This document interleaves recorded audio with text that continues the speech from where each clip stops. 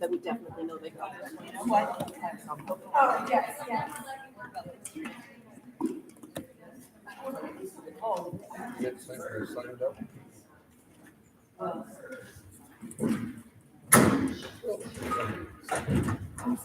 I forgot about it.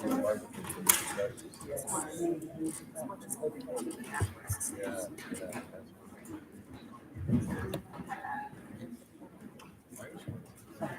Senator.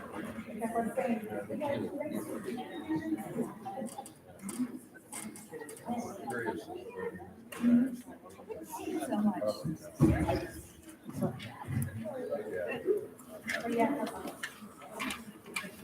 Is there a certain place we would, okay, right here.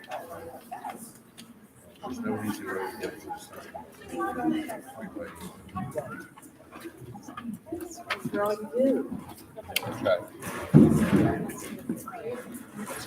So I can watch.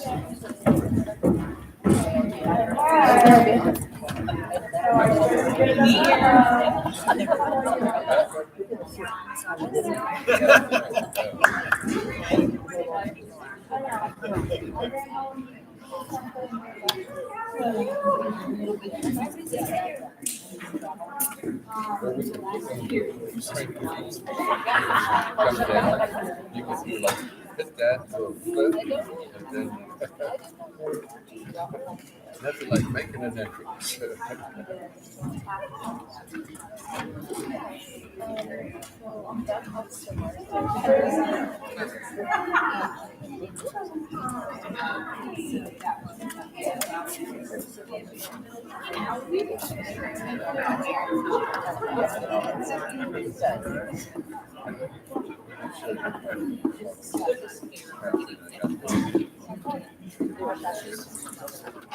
Sarah.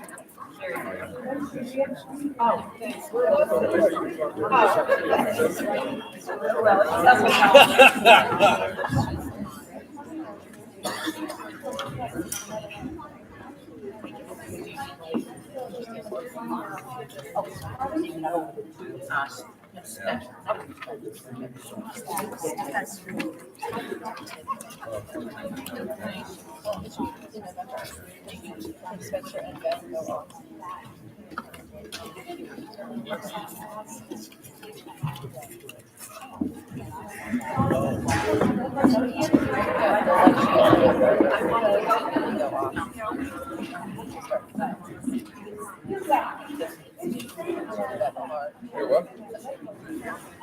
Well, like I said, I want to be able to.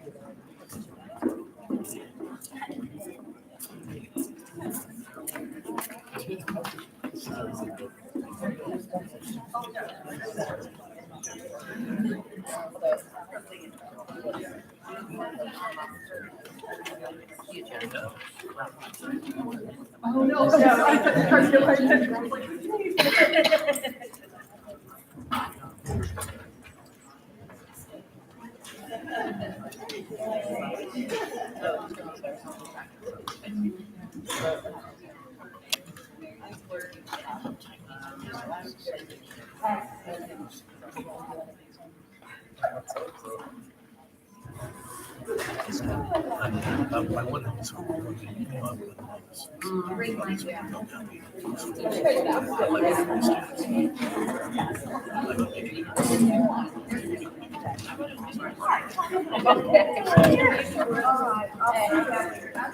Go out there and turn left. It's really not too far down.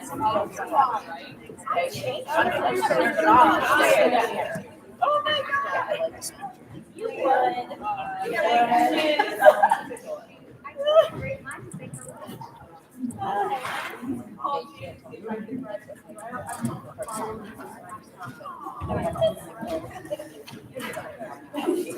I was going to the post office and I had to do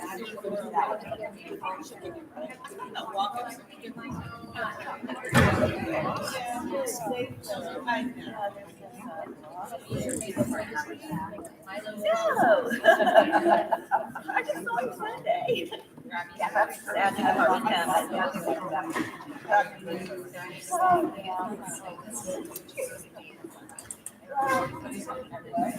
Exactly, that was today. To get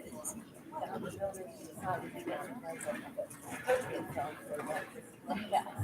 But then when they told, they would give you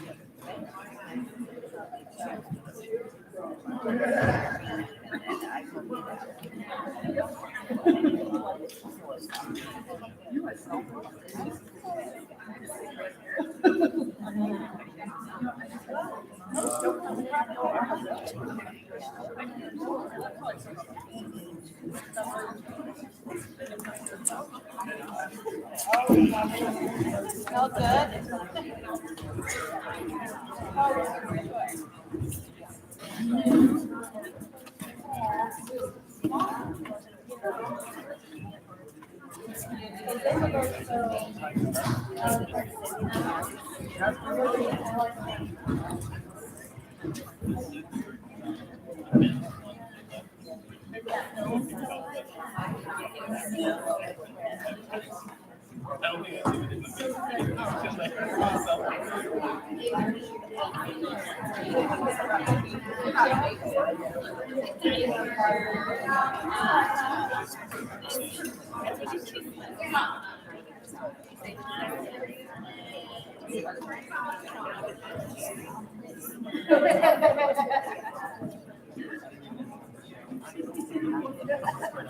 Alright, so one, I haven't said sure, I didn't know you were wearing that in a match. I just think, yeah.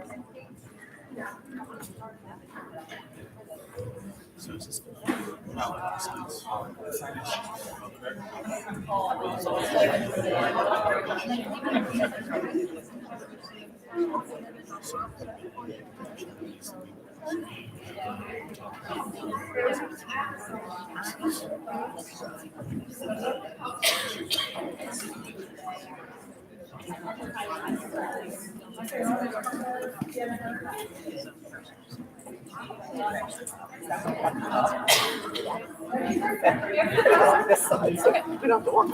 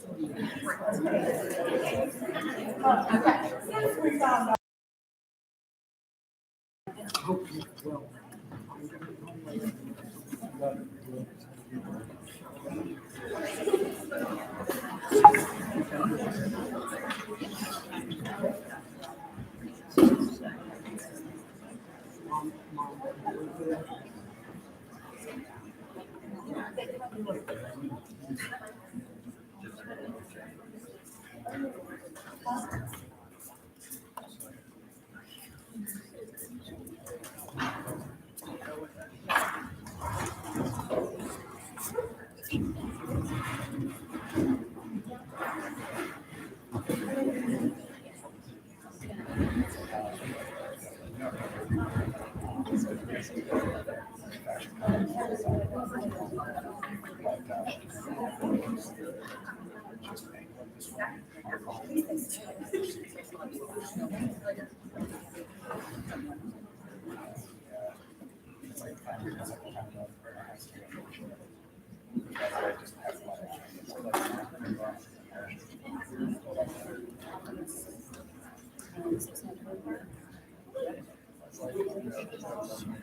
that?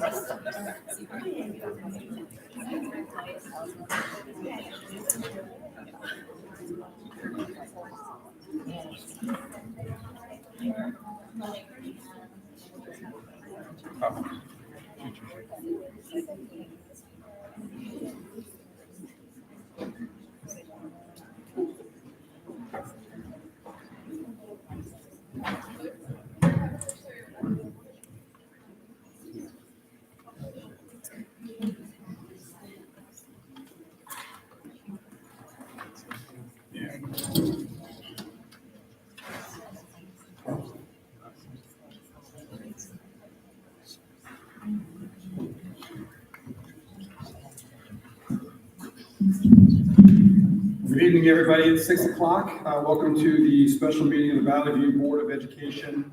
Before we get started, just a couple of quick housekeeping matters.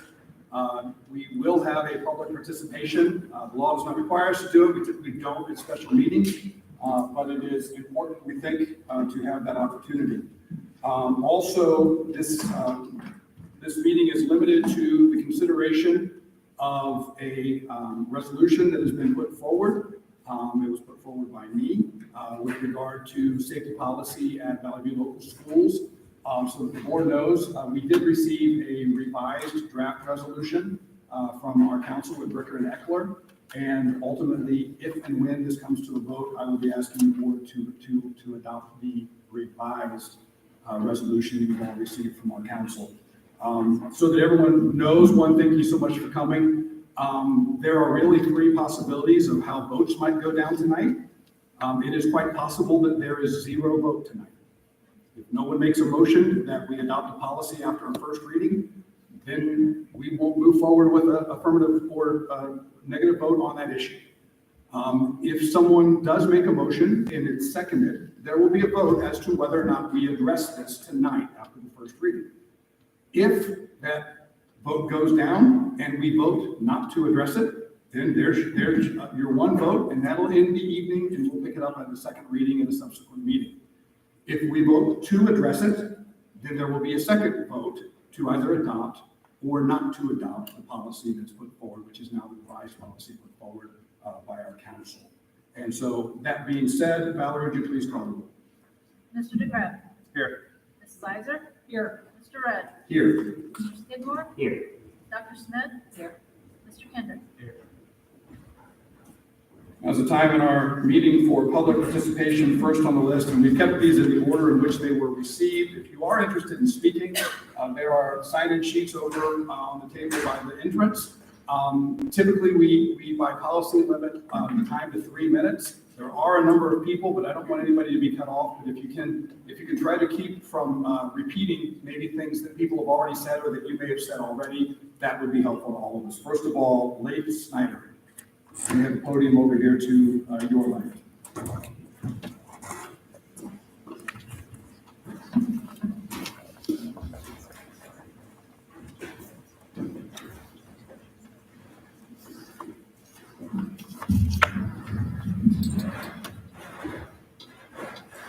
President Rudd, members of the board, thank you for the opportunity to speak here tonight.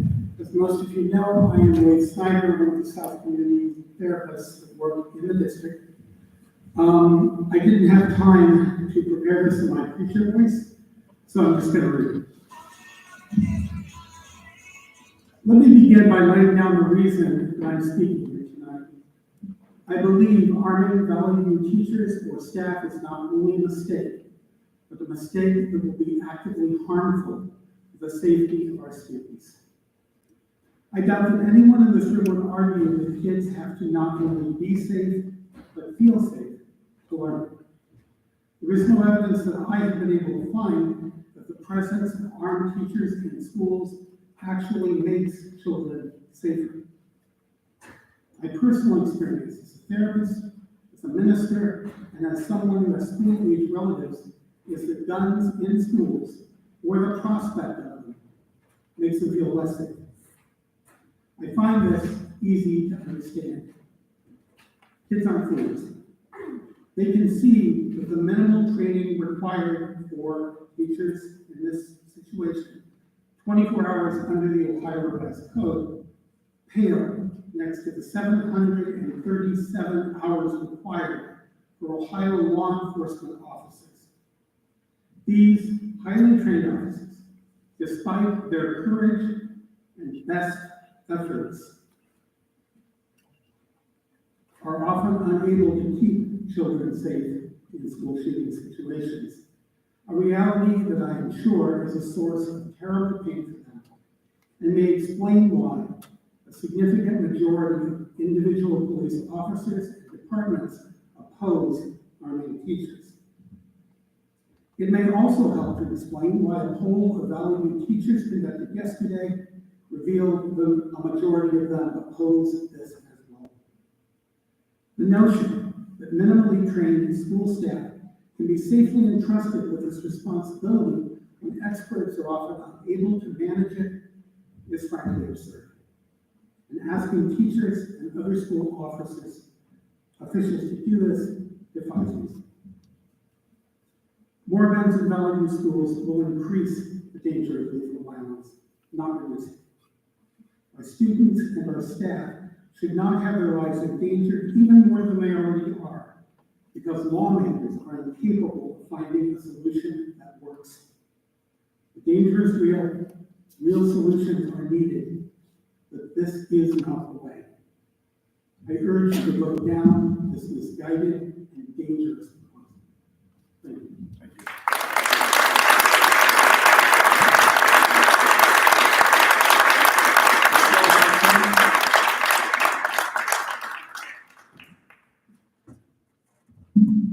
My name is Michelle Hodson, and I live at 531 West Center Street in Farmersville, and I'm a teacher of students with multiple disabilities at Valley View High School.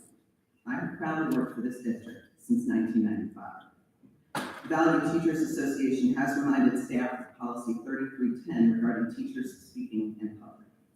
However, given that staff are prohibited from speaking to individual board members, and instead must utilize the superintendent as a middleman, and staff cannot pose challenging questions to the board members that could be interpreted as critical online, even after the board has initiated the post and encouraged comments. This is my only recourse in addressing some concerning issues. In an effort not to be redundant and not knowing where I would stand in the speaking order, I hope to bring up some points that are new. However, I think that this is a topic that requires multiple discussions with stakeholders over a variety of sessions that should not be voted on this evening. As someone who teaches students with multiple disabilities, the first thing I think about every morning is school safety. And I imagine most of my colleagues feel the same way. For those of us who do not have Facebook accounts, a post regarding this resolution might have gone under the radar, as there was no prior discussion of this topic with staff or with the community, and there was no communication internally until 24 hours ago. Here are some issues that I would like to have addressed. If and when the staff and community have been informed of this resolution, have the Facebook post on a non-school affiliated site have been shared? Do you feel that 24 hours advance notice is adequate for such an important topic? I would like you all to please respond individually. Please provide the community dates, times, and content of classroom and school visits regarding school safety training and drills that each of you have made to determine that this is indeed the best current option for Valley View. What immediate increases in school safety have we made since this has been fast-tracked to get passed? What meetings have you had with local authorities or our school resource officer? And what data that directly relates to our district is available to support this resolution? If this passes, please identify where the funds will come from and what is the maximum dollar amount allocated to this endeavor. What information will be redacted at the discretion of said superintendent? How will law enforcement identify armed teachers as quote good guys and not perpetrators in the event of an unfortunate incident at school? Who will protect that armed staff students when they leave their classroom to engage with an intruder? When Mr. Schaller leaves, will this question of arming staff members be a question in superintendent interviews, and do you plan to make those answers public prior to selecting the next superintendent? Again, I have many more questions for the board, but I've been told that I cannot ask them without appearing critical. But I do hope that members of our community will continue to ask questions this evening. However, I'll leave you with some data points. It takes 1,800 hours to become a licensed barber in the state of Ohio. It takes 750 hours to become a licensed massage therapist. It takes a minimum of 737 hours to become a police officer in the state of Ohio. However, licensed to carry a gun in a classroom, which houses our community's most precious resource, our children, it takes 24 to 40 hours. Thank you.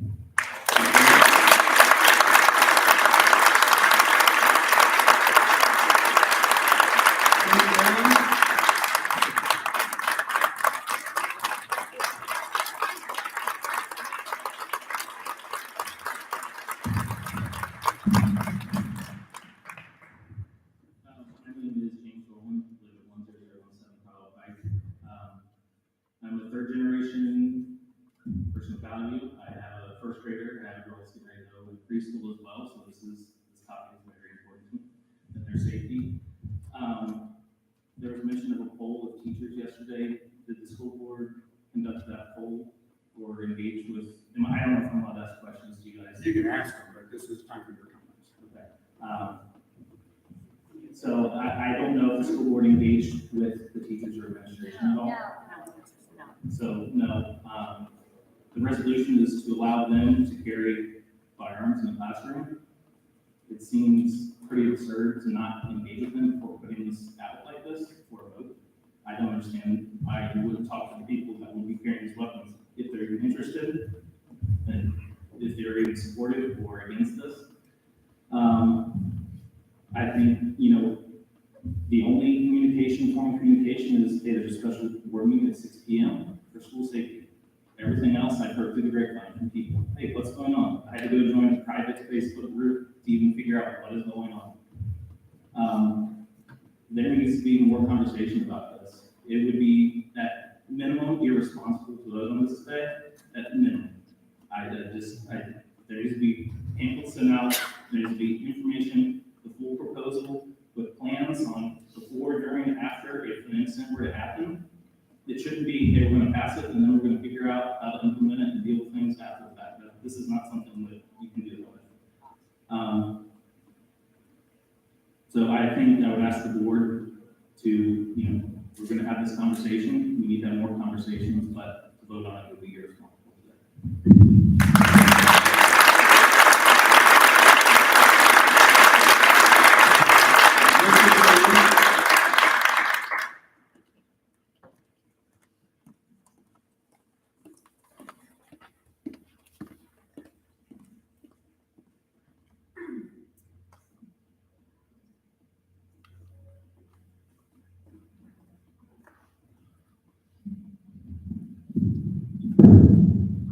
Superintendent Schaller, Board President Rudd, and members of the board.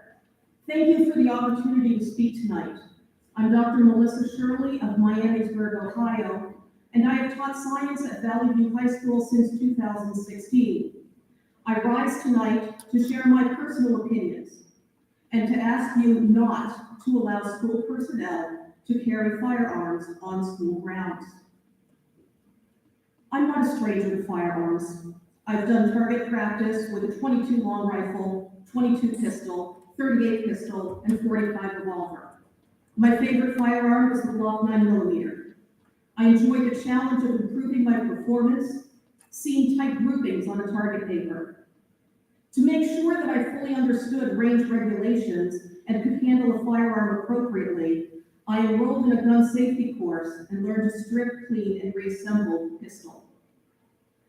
My concerns that I raise tonight do not come out of a lack of knowledge or unfounded fear of firearms.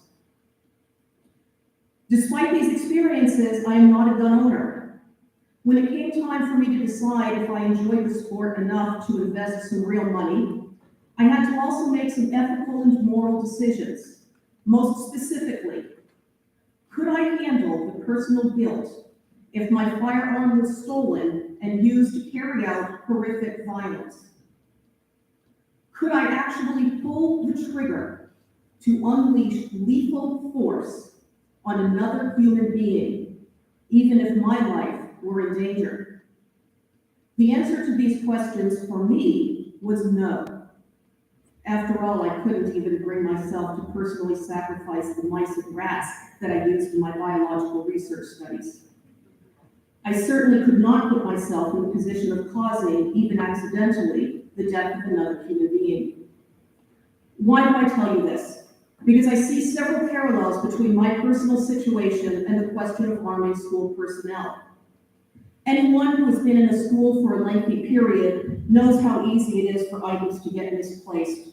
Our glasses, our keys, our coffee mug, sometimes even tonight's homework papers. In those cases, it's a mere inconvenience. But what if the stakes are higher? What is our collective responsibility if a firearm was to go missing? Or if students were to take on the challenge of dismantling whatever security measures were in place, just to say they were able to do it? In many workplace and school shootings, the perpetrators have been disgruntled employees or disaffected students, not strangers. Should a teacher be faced with the decision to take the life of a current or former student? How do we reconcile the possibility of taking a life that we have been entrusted with nurturing? Moreover, how do we make a judgment as to whether a student was just playing or was truly intent on taking lives? And what is the effect on the ever so valuable relationship between students and school staff if students know that one day they could be shot by a teacher who misfires, misaims, miscalculates, misjudges? I have for you tonight a one-page summary of research on arming teachers that, if President Rudd would allow, I've asked Parson to hand out. I'd be happy to share additional resources or to discuss this matter further. A person who is happy, healthy, and emotionally secure does not commit acts of purposeful violence.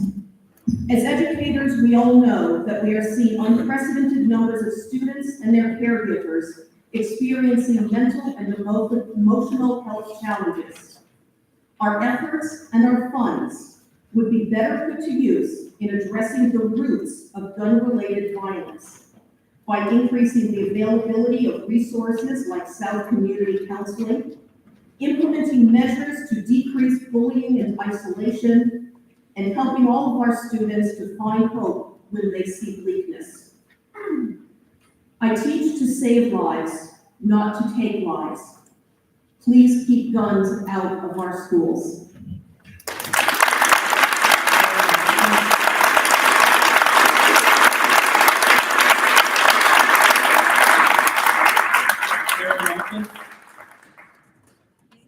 Sarah Marcus.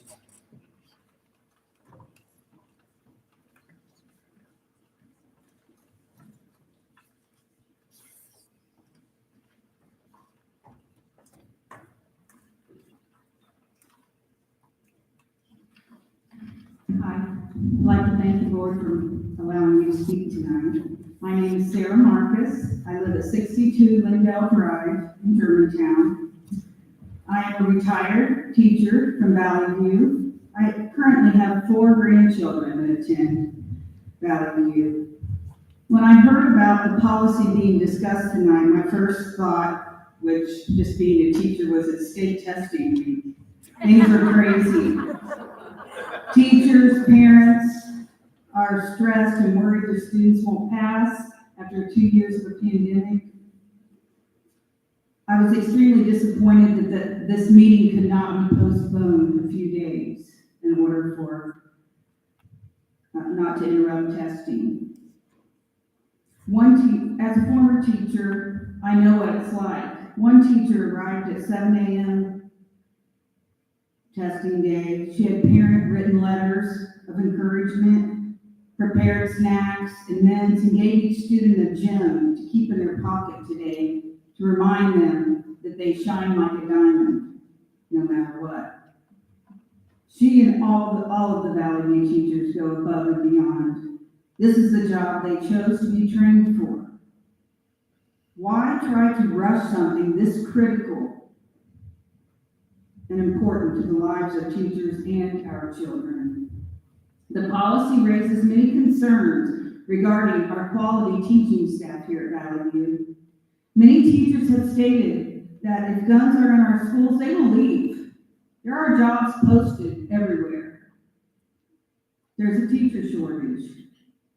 How will a policy like this affect our hiring process? Another concern I have is that our local police departments were not contacted, and many of them oppose the arming of teachers. In testimony opposing House Bill 99, Mike Wyman, representing over 24,000 police officers, spoke against arming teachers. Police officers are trained to handle weapons in high-stress situations. They're trained to retain their weapons. If a teacher is deputized, they will be required to abandon their students and attend to whatever threat is in the building or on the school grounds. Some questions I have. How does this policy fit into the Ohio Department of Education comprehensive school safety framework that was published on February 23rd? What type of weapons training will be provided to staff who are armed? And what steps have been taken to reduce risks of teachers and staff members being intentionally disarmed by a student or another person? Surely the training would not be dependent on Faster Saves Lives, a group supported by Buckeye Firearms Foundation, whose purpose, and I quote, "The foundation's principal purpose is to be a charitable organization engaged in activities designed to defend and advance human and civil rights secured by law, specifically defending and advancing the rights of citizens to own and use firearms for all legal activities." This is the group that Mr. Rudd referred to on his Facebook post. The program is a 26-hour training course. Police officers, not to be redundant, but they have to spend hundreds of hours in training. To expect a teacher to make a split-second life or death situation to protect themselves or students is unrealistic. Another concern I have is the fact that Mr. Rudd is a firearms attorney. To me, this represents a clear conflict of interest. Is the board concerned about this conflict of interest? Why rush to arming teachers? Have all of you read the follow-up reports released after the school shootings? I read a few today, and there were no recommendations afterwards in arming teachers. There are many other recommended steps to take to keep the schools safe. Have all of you read those? I hope so. How is the district prepared to prevent and manage situations where teachers or staff members misplace or dislodge guns? There have been over 100 incidents reported. What is the impact and cost of liability? Liability for the district? Will there be liability for the teacher? What research has been done to assess and prepare for the mental health of students and teachers knowing there are guns in their schools? How about the mental health of the teacher required to use that gun? Consider the case in Virginia. Do you really think a teacher could shoot a 6-year-old? What mental health supports will be in place provided for students and staff who are survivors of gun violence. Believe me, there are many in our district. The National Association of Secondary School Principals recommend that no policies be enacted that include arming teachers, staff, or any other non-specifically trained personnel, such as school resource officers. The Ohio School Boards Association policy recommendations for implementing the framework for safe and successful schools include the following. Quote, ensure that district and school building teams have representation of diverse stakeholders, including principals, teachers, general and special education, parents, school security professionals, and school resource officers, school-employed mental health professionals, and other specialized instructional support personnel. None of these were included in this decision being presented tonight. Some recommendations that I came up with in the last day that I've had to work on this. Establish a committee of all the stakeholders and develop a comprehensive safety plan. Maybe our current safety plan needs work, but it's not for one person to decide.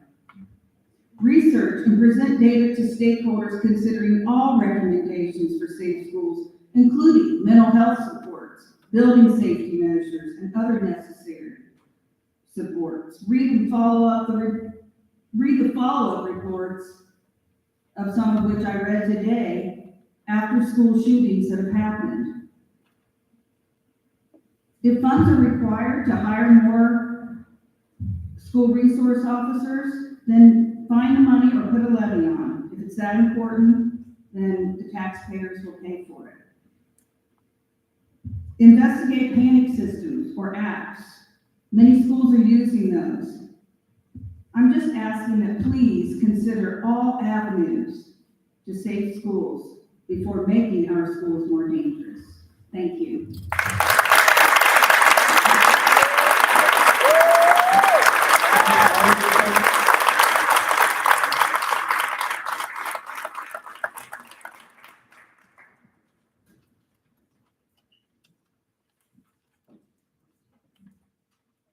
President Rob, Superintendent of School Board members.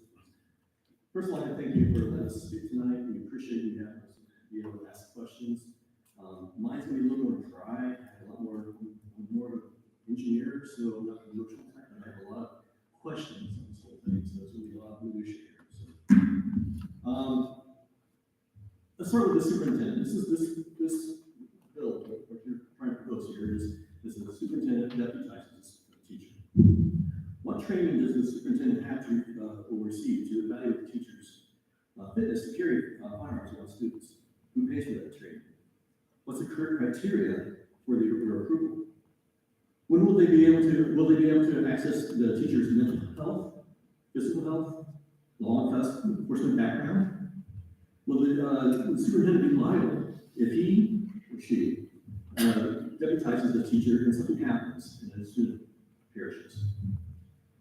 Will that cost be covered by the superintendent, or will it be covered by the school? And how much will that cost? We talked about that a little bit before, but I'm not trying to duplicate two things here. When a new superintendent comes into office, will that superintendent be able to reverse those decisions, or is this a permanent thing that once you're a teacher carrying a gun, you'll always be a teacher carrying a gun? What is the process of actually reversing that privilege? As for the teachers, if the teacher is deputized and has an unintentional discharge of a firearm, which happens, who's liable? Will the teacher? Will the superintendent for suggesting this teacher? Or will it be the school? How much will it cost? And who pays that cost? Is it on the teacher, superintendent? Is it separate from the school, or will the school cover all those costs? Has anyone spoken to our insurance company to see what the impact of this position was? Several districts in Kansas chose to have on their teachers. The insurance company dropped them. And that's in Kansas. God forbid a national shooting occurs, and a teacher uses a firearm and misses the perpetrator. It happens. And the student's harmed. Who's responsible? Who covers that? What are the consequences of friendly fire situations? It should be, the consequences of these friendly fire situations should be stated prior to this teacher being able to be deputized. Is there ongoing, is there going to be coordinated training between the deputized teachers and local law enforcement? Everybody knows that things happen, and especially in these dynamic situations, how will they work together? And who pays for that? How does that get scheduled? How does that work? What's the process there? Also, will the local law enforcement have any veto power over who gets to be a person carrying a gun on campus? Just the thought. They're usually the ones that know people with guns there. Will there be any limitations on firearms or the amount of ammunition you can carry? Will a teacher be required to have their gun inspected for safety? If so, who performs that? How often, and who pays for that? What's the procedure if a firearm goes missing? School gets dismissed, we all shut down, what goes on? What's the minutiae here? Don't some of the details. How will firearms be stored during the normal school day? Will it be in a safe box? Will it be required to be in a safe box? Will the teacher have to carry it on them? Will it be in a special holster? If so, who pays for all those special safety measures? If there is a fire in the school, and our teachers required to carry this gun, go back to the room and carry the guns out, or will be for safety? Will the fire department have a list of every classroom with a gun in it so that if the fire is off, we don't have bullets flying off everywhere? And what's the procedure to make sure that the firearms are accounted for after a fire or any other event like this? Again, it's all minutia, sorry. It's questions I have. What will be the, quote, duty to defend policies for the teachers? These need to be clearly laid out for the teachers who are armed. For example, to be clear if the teacher is going to stay with the students or whether they go after the perpetrator. And what happens if they don't follow those rules? If they don't follow that duty to defend? Do they get fired? Do they get fined? What's the process there? If a teacher with carrying privileges is fired, what's the procedure for removing that teacher from campus?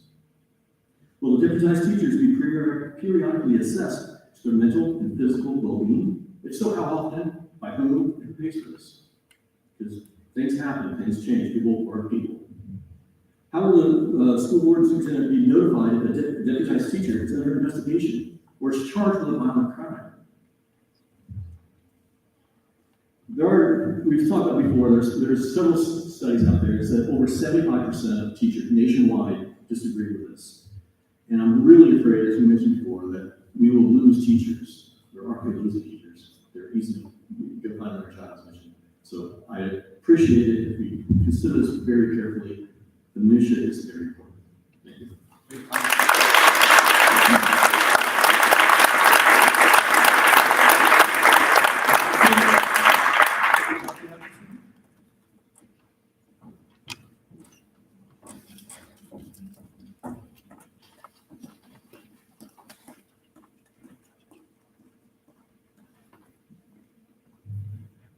Thank you to the board for allowing some people to speak tonight. Really good stuff to share. I'm a resident here, as well as the VBTA president.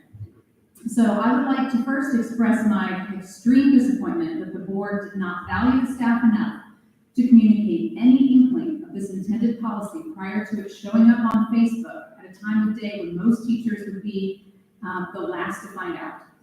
I recognize that the board does not need to negotiate policy, so it's not a law that administration and staff must have a say, but it is with severe disrespect that those who on a daily basis would be most impacted by this proposal, we were completely blindsided.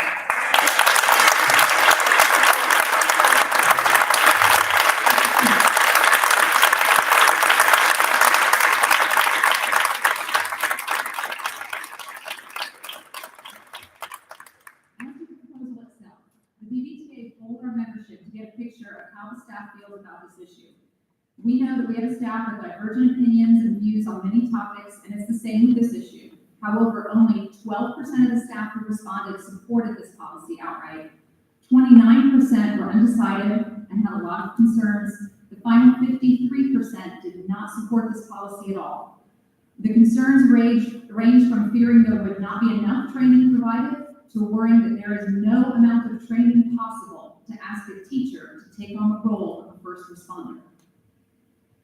If the board were to decide to approve this policy without slowing for any input, I would strongly advocate to be able to negotiate language on this topic. Before anyone is approved by the superintendent, I believe the conditions not addressed in the policy should be negotiated by both parties. This language should be crafted to protect the teachers who volunteer and make sure that there are specific considerations given to help assuage the concerns of staff who do not feel comfortable with firearms that are not in control of police. Without that concession, I don't see how there is a reasonable consideration being made here to recognize the needs and concerns of the Valley View staff. I would also like to point out that I believe every staff member here views the health and safety of our students as their top priority.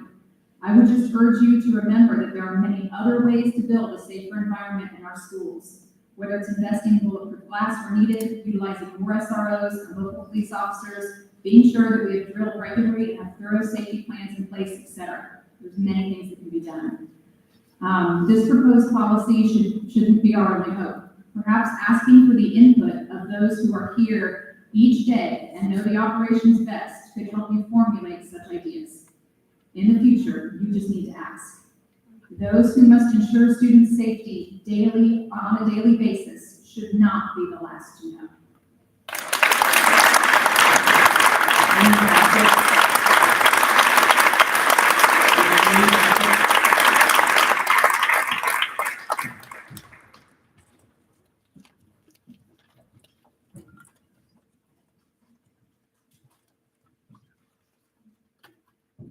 I'd like to thank the board for allowing us the opportunity to speak tonight.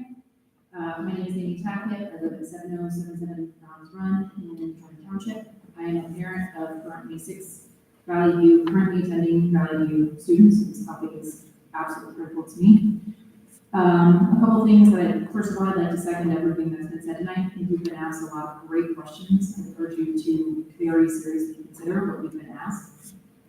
Secondly, I would like to add that we know that by approving, should you decide to approve this, and allowing guns to be in school, in the hands of trained people, increasing the number of guns in school increases automatically the possibility of an accident, right? Accidents happen. We know accidents happen. We're immediately increasing risk on that measure. What else am I trying to talk? I did not have time to fully prepare. The second thing I would like to say is that I send my children to these schools. I entrust our staff to teach my children. I'm expecting and hoping that they're learning things like critical thinking skills, respect for science, for making evidence-based decisions. And there really is not evidence behind the fact that arming teachers increases student safety in schools. Because we're really concerned about what this communicates to our students when we're making decisions that are based not on evidence and politics or emotions or whatever else might be driving such decisions. So I would urge you, should you decide to vote on this, to vote no and not allow guns in our schools. Second to that, I would ask you to please hold off and give more thorough consideration to the issues that have been raised tonight. Thank you.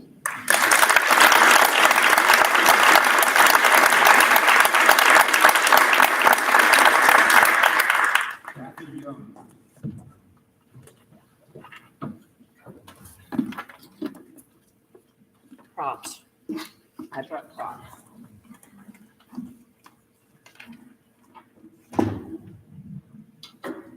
Feel free to pass those down.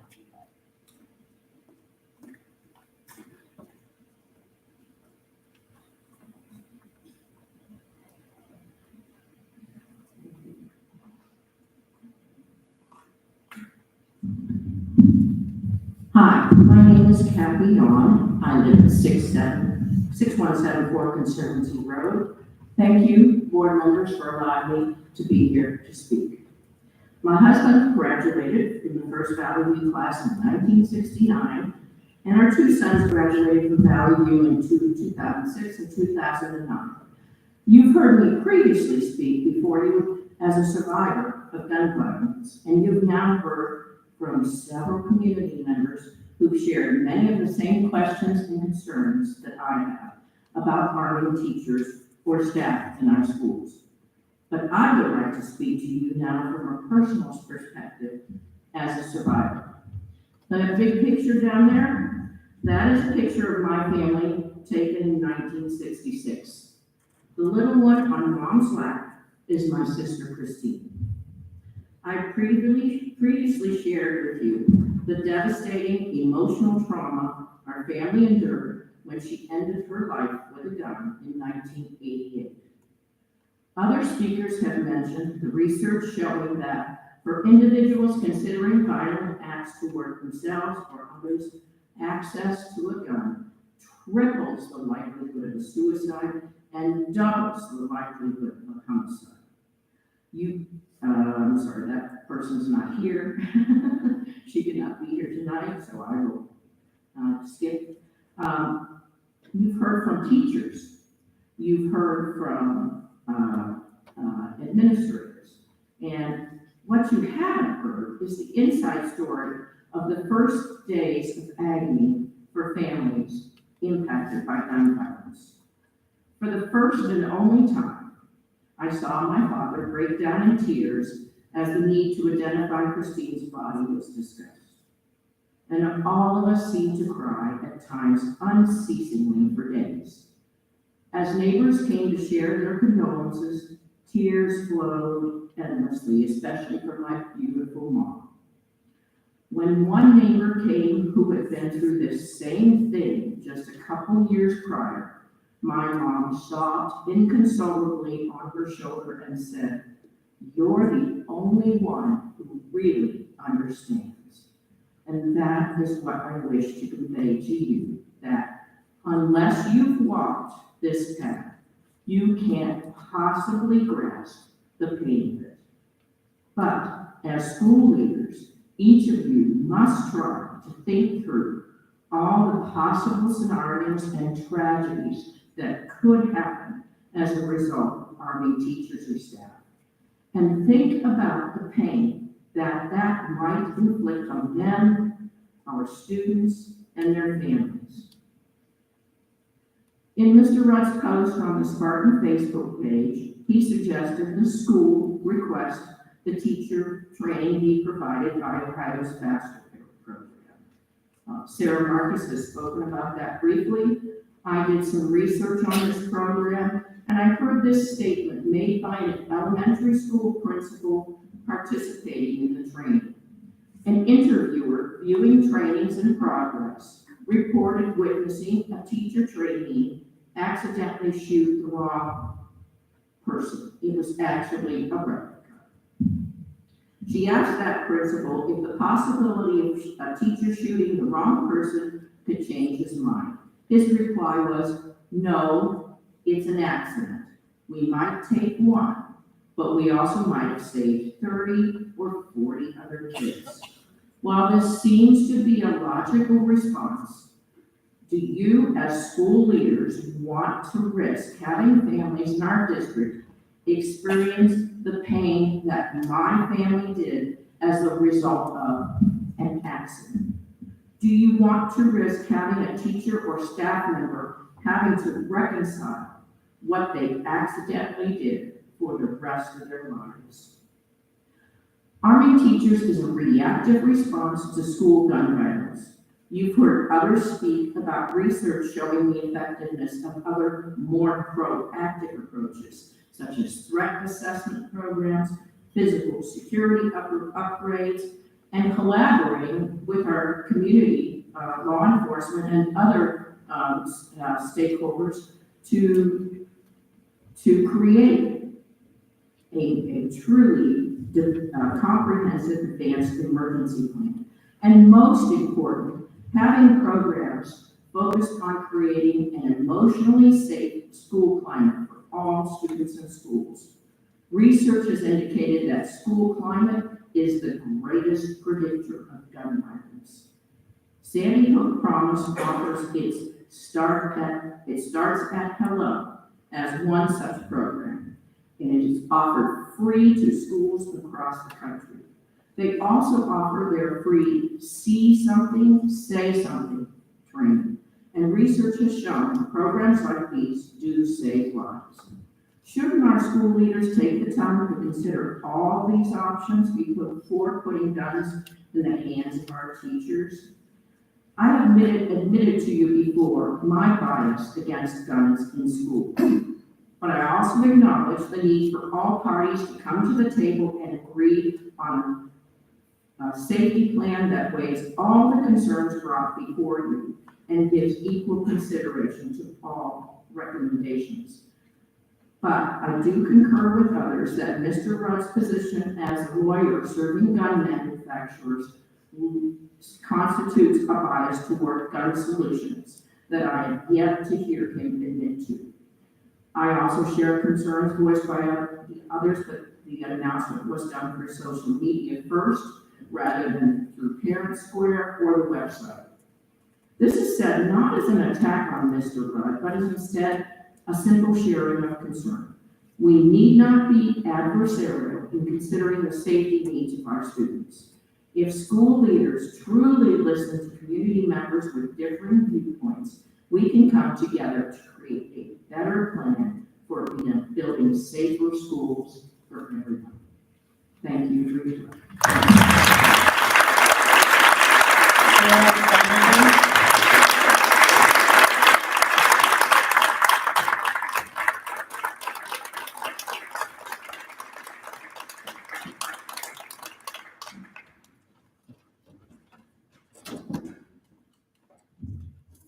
Good evening. I'd like to thank you first for the opportunity to speak tonight. I'd also like to thank all of those of you who have spoken before me. I'm going to try not to be redundant with what I have, but I've heard so many unique and valuable insights from so many brave individuals in this community. Like I said, I'm Cheryl Steinecker. I live at 1900 Farmersville, West Alex Road in Farmersville. I have 4 daughters with ages ranging from 3 to 13. My oldest 3 currently attend Valley View Junior High, intermediate, and primary schools, and my youngest will start off at Valley View preschool this fall. As probably most parents do, I send my girls to school in the morning with hugs and I love yous. And in the back of my mind, I pray that they will be safe at school and they will return to me in the afternoon. School should remain a safe place. And I am deeply concerned that the resolution that might be proposed here tonight will make it less safe for all students. I am also concerned that this resolution is being brought to a vote with such short notice and limited input from parents, students, faculty, administrators, staff, and the rest of the community. We all want the best for our children, and hastily passing a resolution like this frankly lacks transparency. I am not against guns. My family owns guns, and my husband primarily uses them for hunting. Our children have been around these guns while being supervised, and my husband teaches them all about gun safety. However, I don't want guns in my children's school. Regarding the schools, Valley View teachers, they have been nothing short of amazing. We trust our girls' teachers with their education, their social and emotional learning. In fact, in many cases, our children's teachers have gone above and beyond their jobs to ensure that our children are happy and succeeding in school. We know that our teachers here at Valley View have gone to school themselves to train to be in their profession, and they're constantly continuing their education to become the best teachers that they can. The love that Valley View teachers have for their jobs really shows. But teachers are teachers. That's their job. They're not law enforcement officers, and they shouldn't ask to be. They have not gone to the police academy. I'm not gonna go rehash over the hours required for police officers versus the hours required from House Bill 99 for teachers to carry guns, but I would like to add an additional figure the student resource officers that we have here, and in Ohio, they, on top of the training they receive from the police academy, have to undergo an additional 40 hours of training before they're allowed to set foot in a school in that capacity. So 40 hours, that's almost twice as much as what a teacher would have to go through to carry it out. So my question is, how trained and prepared can an armed teacher be with just 24 hours of training? If this resolution passes, how much training will valuing teachers who choose to carry a weapon receive? The bare minimum of 24 hours? Do we have enough evidence that such little training is enough for a teacher to learn how to keep their weapons safe at all times and away from the hands of our children, while also being able to respond under immense stress and pressure to take down a potential shooter? I'd like to note that many local and professional organizations have spoken out against arming teachers. The Ohio Federation of Teachers and Ohio Education Association urged Governor DeWine to veto House Bill 99, claiming that placing guns into the hands of people with such little training is dangerous and irresponsible. And I know some people on one side of the aisle or another might say, oh, these organizations are in the pockets of the Democrats. Well, the people who are for HB 99, including the Congress people who voted for it, I haven't looked it up, but I bet you they receive money from the NRA. So that is moot. The National Education Association and American Federation of Teachers are also strongly against arming teachers for a number of reasons and argue that bringing more guns into the school is dangerous. Someone mentioned retired Columbus police officer Mike Wyman, who gave testimony against Ohio House Bill 99 on behalf of the largest police union in Ohio, the Fraternal Order of Police. I highly recommend that you read his testimony. It's online, where you can gain perspective from a police officer on army teachers. The National Association of School Resource Officers also strongly opposes the arming of teachers.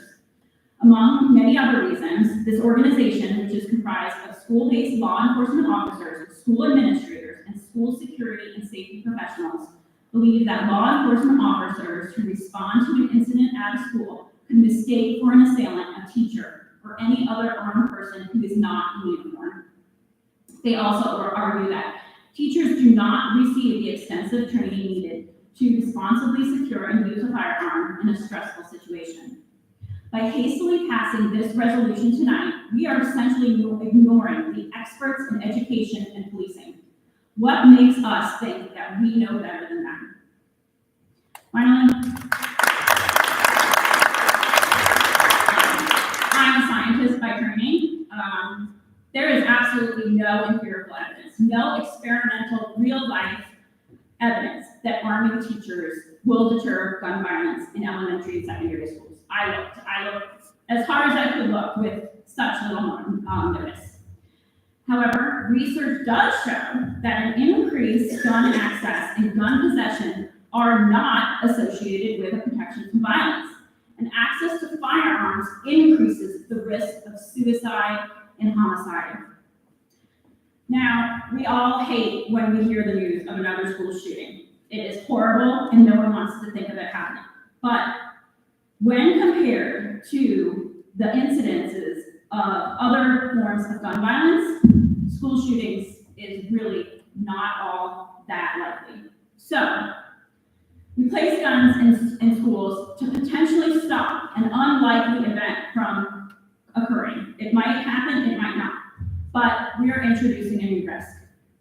There have been countless incidences of guns in schools being misplaced. I read a teacher left a gun in the bathroom. A teacher was doing cartwheels and a gun fell out of his pocket. Also, guns have unintentionally ended up in the hands of students. At best, arming teachers will create a false sense of security. At worst, it will increase the likelihood of putting our children in harm's way.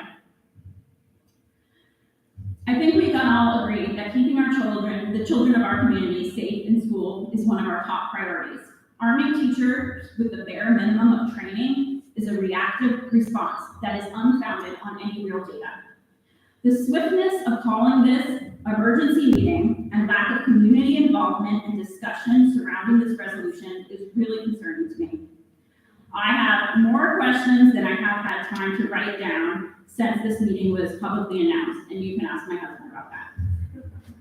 At the very least, I would like to see the board step back tonight and first evaluate proactive safety measures for our schools to prevent the likelihood of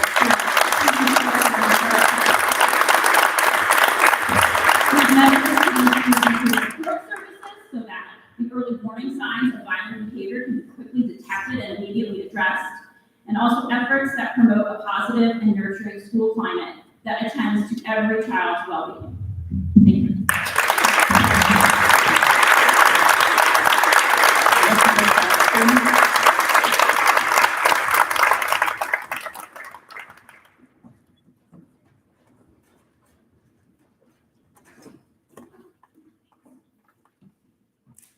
Hi, thank you. I've never approached the board before, but I haven't had a lot of time to think on this.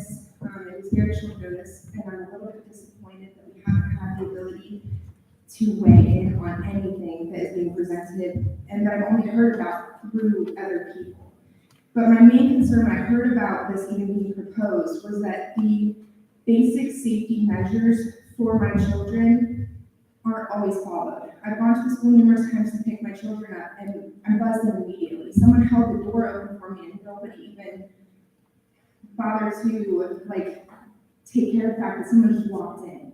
The door was wide open. It's just, I think we need to reevaluate some of just the basic safety measures that we have in our schools before we even start talking about something this big and this serious on a short rushed notice. And I don't have a lot to say, and I'm sorry, but that really is my biggest focus is for my children to be safe, even with just the basic measures.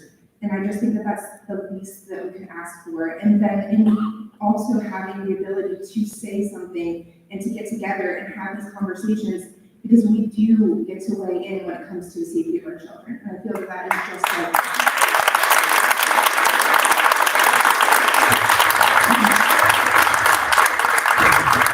I'm going to butcher the last name, I'm sorry, but it's Cindy Draven Scott? Draven Scott, did I get that right?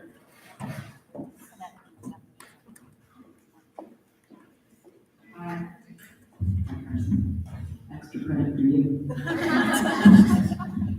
Good evening. My name is Cindy Draven Scott. I teach management at high school.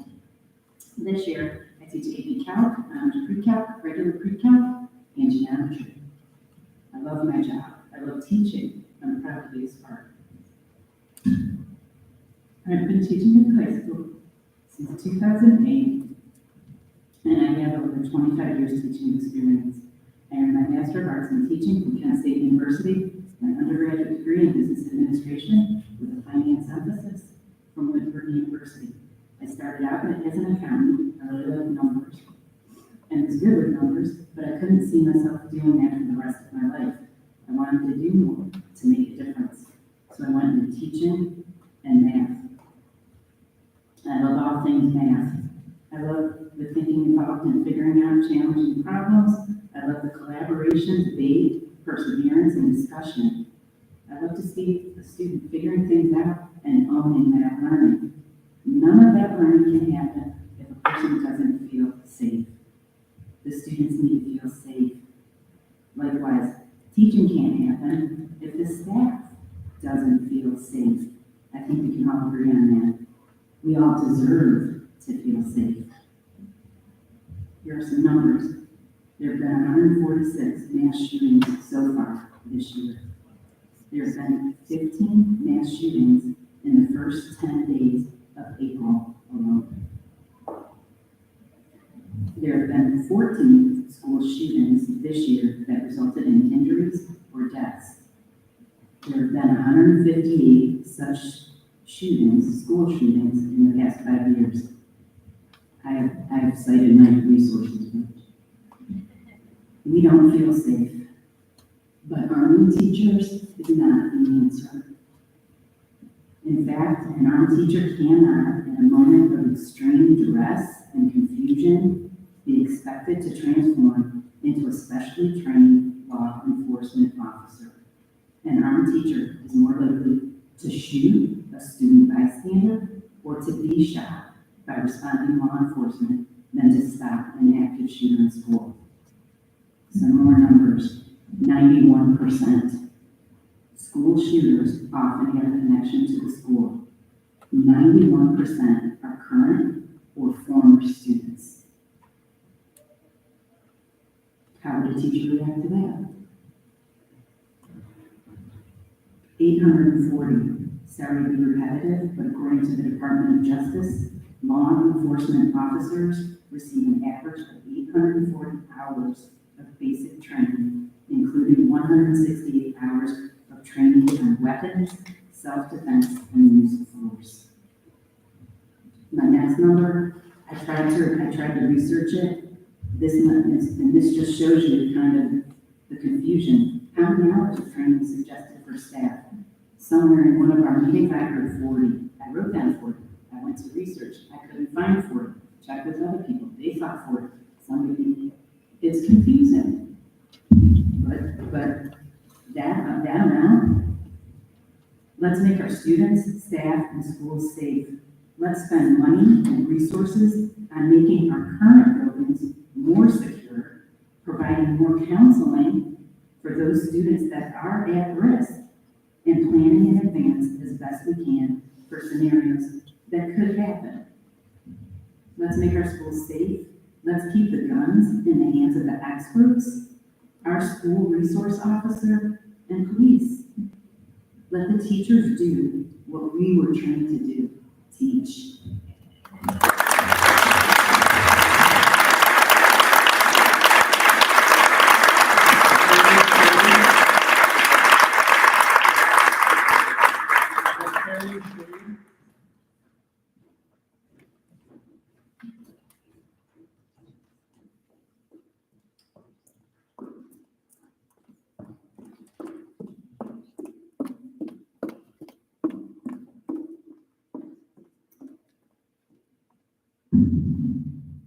Sorry, I'm a little nervous. I've tried to concise my comments based on all the wonderful comments that I thoroughly support and confirm and verify and agree with, and all those kind of semantics and synonyms that go together. But my name is Carrie Shea, and I live at 1248 Google Road in Farmersville, Ohio. I taught at Farmersville Elementary. But I've been in education for 26 years. I've worked in a variety of different settings, in different districts, and at different grade levels, and at all levels of education. But I come also as a parent. I have 2 children at a high school and at the junior high. As an educator, I strongly believe that our primary responsibility as educators is to create a safe and nurturing learning environment for all of our students. And while safety, I believe, is an absolute top priority, I do not believe that arming teachers with guns is the solution. Instead, I believe we need to slow down. I believe we need to look at our current plan, and we need to make our plan more updated, and we need to answer all the many questions Mr. Bonds just will share, and all the other questions that came along. I also believe that maybe that security plan should include hiring more SROs. And that can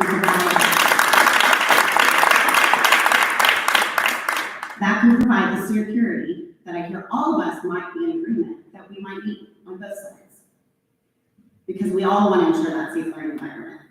But we also know, as it's been repeated, but I think this is worth repeating, SROs, school resource officers, are special trained law enforcement officers that have an expertise in school safety and security. They are the ones that are equipped to handle a variety of emergency situations. They can work with school staff to improve our current safety plans and help with our protocols to make sure that we are making and matching those needs specific to each building, including our current buildings and our new buildings that have many, many windows on ground floors. This level of expertise is what ensures that our school is prepared to respond to emergencies safely. It is a teacher's responsibility should not be to also pile on one more thing on the plate of the already full, overflowing plate of the teacher to also add law enforcement in the job.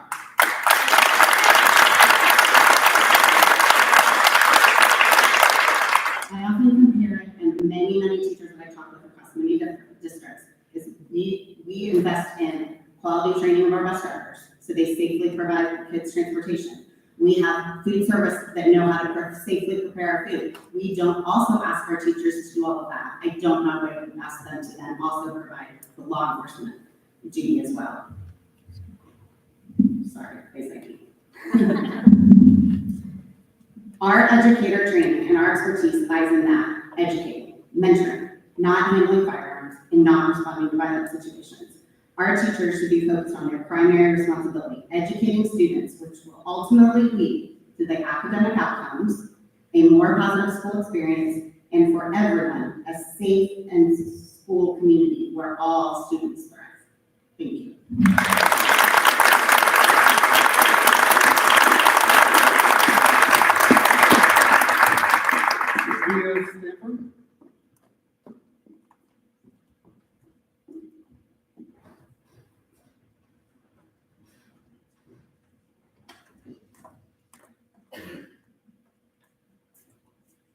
First of all, Sophia Stanford. I'm not going to say my address, and I've noticed that was on the form, which that's actually a security measure to have this listed on the form as well. But anyway, I am here as a parent and only got a few hours notice about this meeting. Again, word of mouth. It wasn't even on Facebook that I saw it. Again, repeating everything that everybody said. For something this important, this should be out to the community. It should be flyers. It should be on parents' square. It should be announcements. It's not something you rush. I work at Cincinnati Children's Hospital down in Cincinnati. In quality improvement, I have a research background. And quality improvement is that we do at the hospital is improving outcomes, whether that's safety or treatments or actual clinical measures for the patients. And quality improvement is about bringing everyone together to get the best outcome. You don't rush into something, not something this big.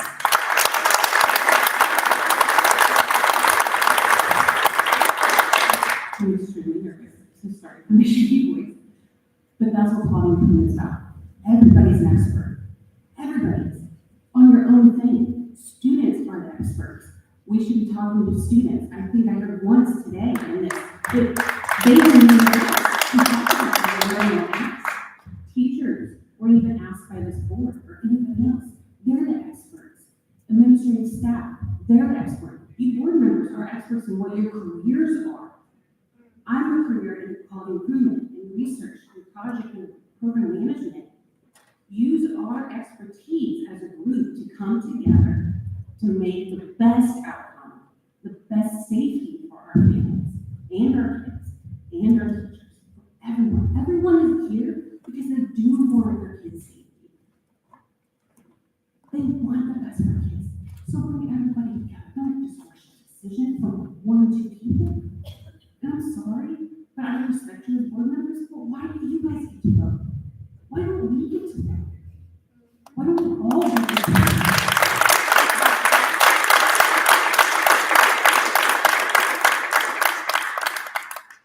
It's really disappointing. I'm new to this community. I have one child in and one about to go in.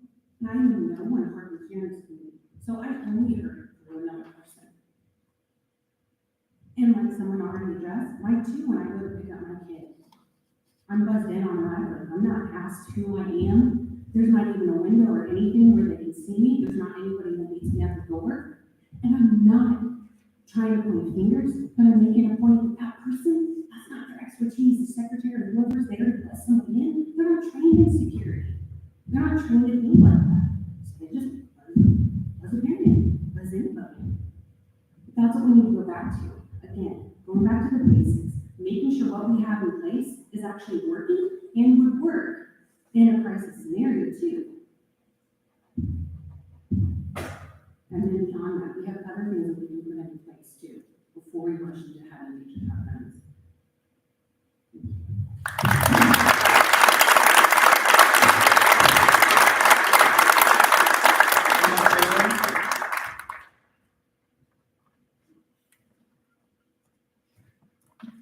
Reverend Emma Taylor.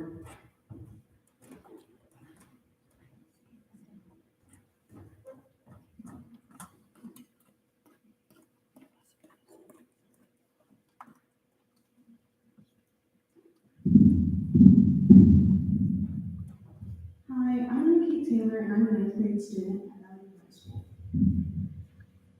And not only should parents, board members, and staffs have the opinion, I think that students that go here every single day, wake up every single morning, should know what's going on.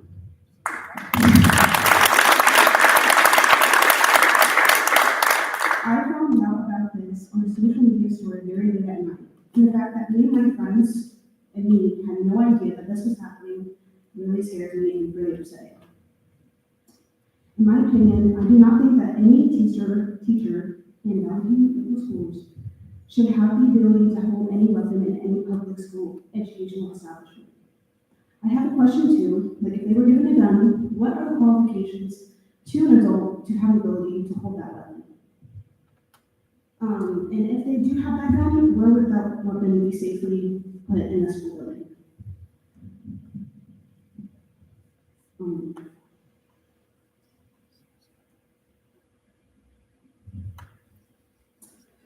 How are we going to allow gun violence in schools already to be this bad and then have to apply to have guns to be put on teachers out of nowhere?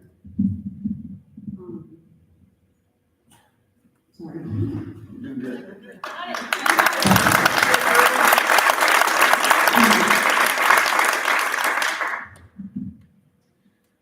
I shouldn't be at school and worried about my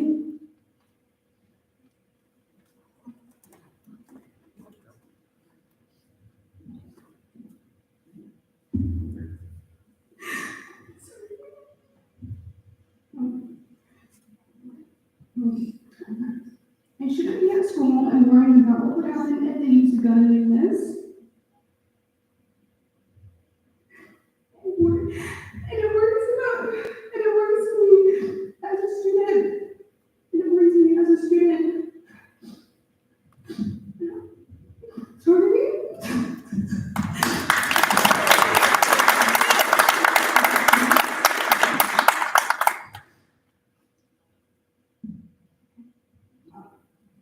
As a student, it makes me uncomfortable and it makes me feel not to have the ability to learn in class. And as myself, I too have very personal experiences with gun violence. My mother was murdered in 2022.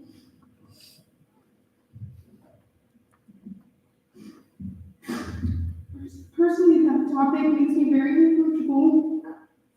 I don't think any of my teachers should have the right to a weapon. It makes me also very overwhelmed because the only qualifications I know to holding an armed gun is that you have to be at the age of over 18. How do I know that they are mentally prepared to hold a gun? How do they know that they have been background checked to have this gun level with them as they're teaching your kids in school? As a friend and as a child and as someone who is loved by my guardians, and for somebody who loves me more, it makes me very scared to say that one day that my teachers could have a gun and that one day that gun could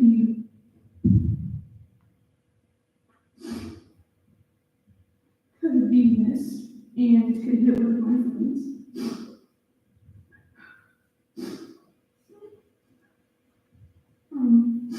Sorry.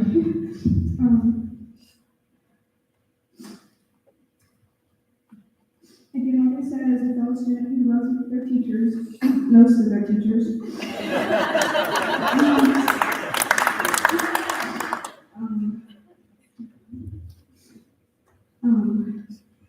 Let's continue. Thanks.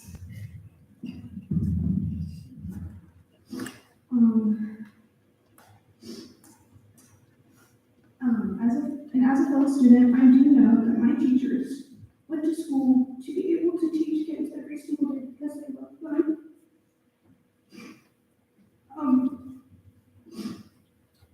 Teachers wake up every single day to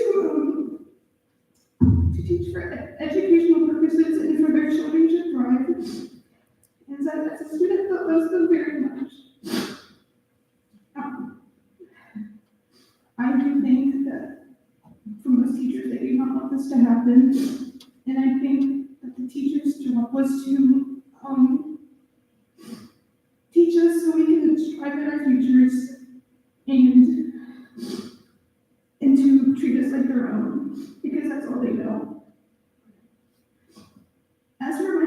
I did learn of this very late last night, and I listened got this news spun upon me very early too. And I know that teachers have spent their time in their days to teach your kids. But I do not think that it's fair for them to worry about them having to be the person who is accountable for ability to owning a weapon in school grounds. Again, as a child who's going to school still, as someone who's a ninth grade student, I think that me for myself, it is very sad that I still have to worry about this every single day. And I still have to worry about my friend's safety. I do not think that teachers having the ability to have any weapon is going to solve anything. I think it's just getting rushed into, like other people said, and I think that this is not a good idea, not the way we're out to go.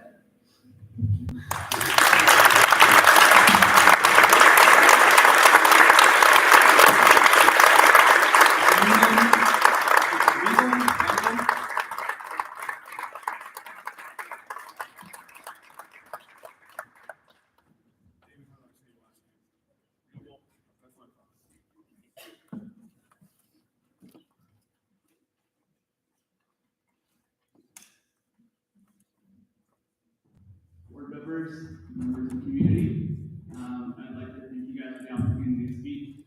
I would like to also thank the teachers for working really hard with the kids to help them get through the third grade reading. I know that's a really tough thing, but I know our families really appreciate it being recognized all the hard work that you do. I did want to make the board members aware that there are no seatbelts on our school buses.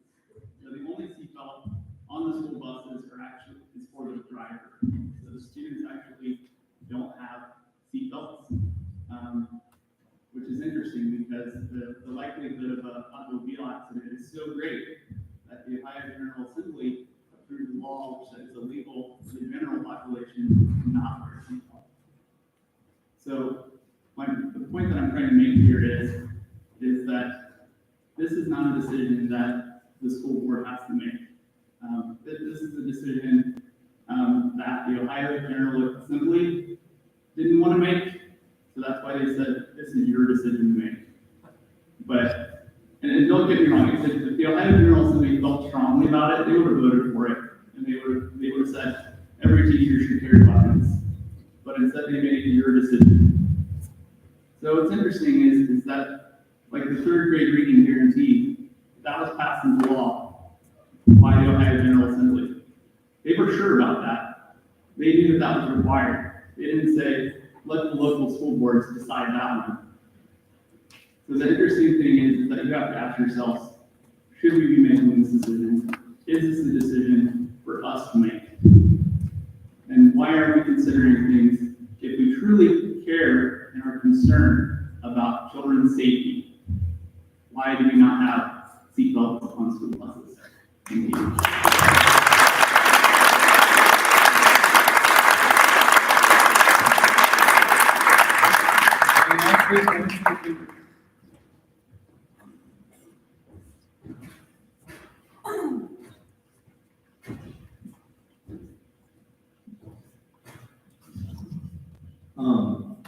If you don't know me, my name is Carson Kinder. I'm 17 years old and I'm a junior here at Valley View High School. Something that we haven't heard much of, and I think we need to hear more of, is the perspective of the students.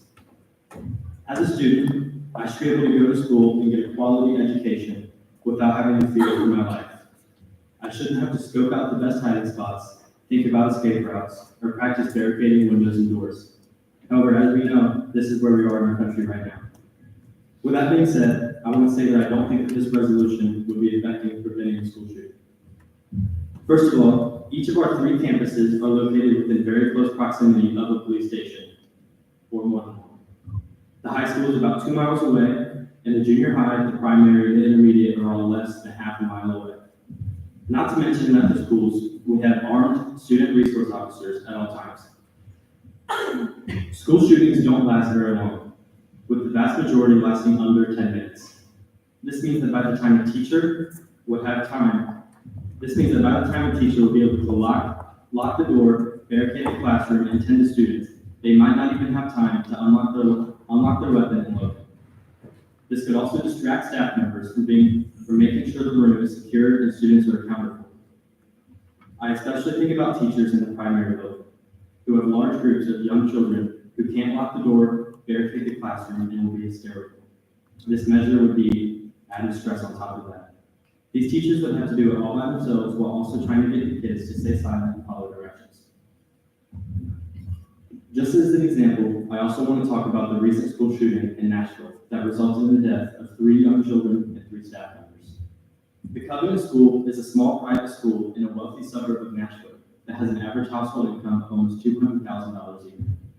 This school has small class sizes, access to resources that many public schools can't afford, and has armed staff members. Despite this, 6 lives were cut short there last week, and the staff members that were armed had no impact on the shooting.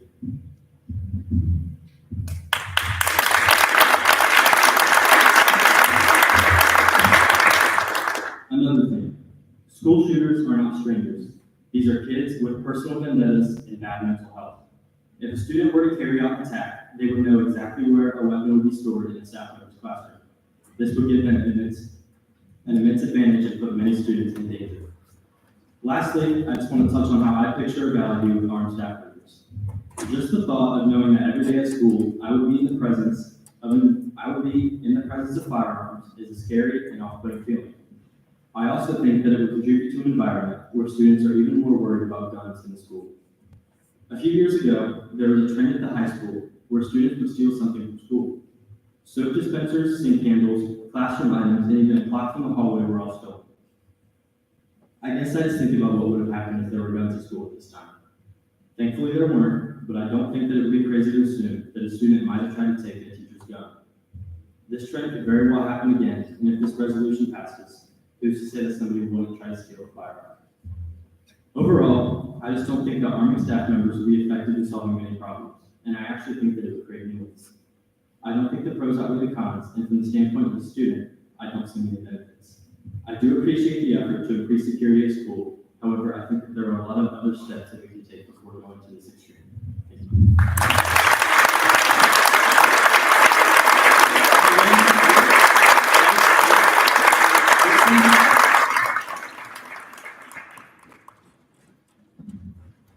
Okay, so this was kind of a last minute thing. I was hoping someone else maybe would address it for me, but so the way I found out about this was through a friend sending me screenshots from a private Facebook group, which I then went and became a member of so that I could see all the comments and the questions that were encouraged.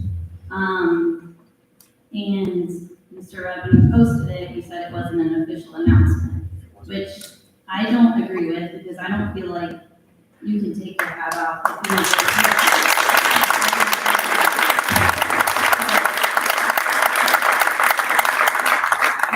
I think it's great to encourage questions. I think that was an absolutely wrong way to do it. I think that is being transparent without being transparent. You're on a private Facebook group. There's like 5,000 members in the group, and the school board's or the Valley View School's notification was super bland. There was no information about what this was actually about. Somebody commented in it that it was about arming teachers, and that was it.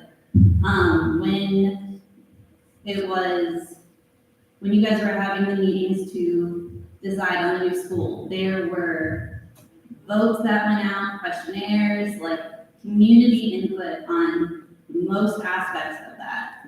In countless meetings, there was this 2 days after a board meeting that we went to for our daughter, and left after the student of the quarter was announced, and you guys left maybe 5 minutes later. So it was a very short meeting, and then 2 days later, this huge decision is being asked, and frankly, that's just ridiculous. It's especially since the unofficial message was put out on Facebook. So that is basically my point. My husband was already up here. I have one daughter that goes to the primary school. I'm having another daughter start next year, I feel incredibly uncomfortable sending my children to a place where I don't know who has a gun. I'm not allowed to know that information on, does your teacher have a gun? I don't know. We're not allowed to have that information, and I think it needs to be considered too of people willing to leave the community by these measures being put into place. And that's all I have.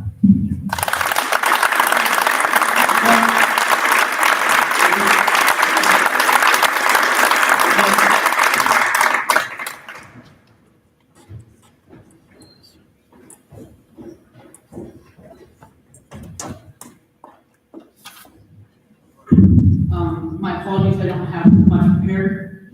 Staffers, parents, hello, members of the board. I'd like to start out with what most of the speakers have already established by now, which was the short notice and poorly prepared message that this meeting was taking place. I believe strongly that, frankly, you parents didn't know, kids from this school district didn't know that this meeting was happening because it wasn't really made public. It's part of a Facebook group, apparently. And to not even consult educators and staffers at our school is, frankly, I think, a slap in the back to them. I really do. I also want to bring up the point that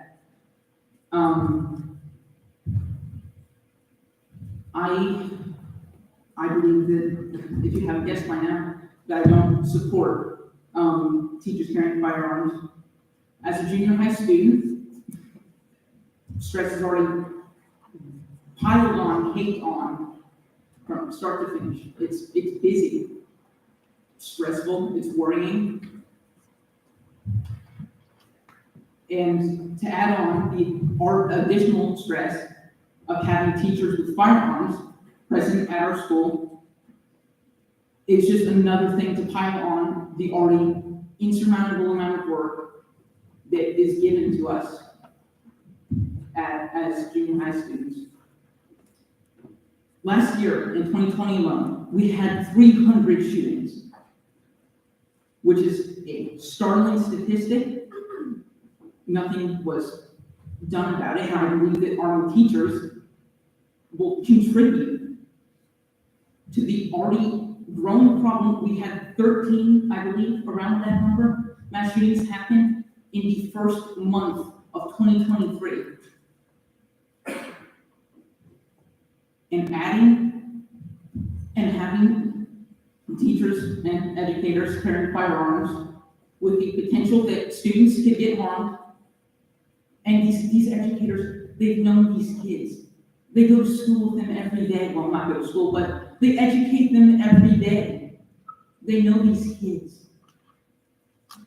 And to pile on that amount of stress onto educators who already have such a tough job, I just don't agree with it. I know a lot of the teachers here, and they're great people. They really are. They're some of the nicest people I've ever met. Great educators, and I appreciate them greatly. And I strongly disagree with this act that what's your name? Sorry. You can call me Tim. That Mr. Rudd has proposed. It's a proven fact and statistic that kids, or young people, kids, call them whatever you want, if they are aware that the teachers are carrying firearms, they're more likely to come more heavily armed. It's a fact.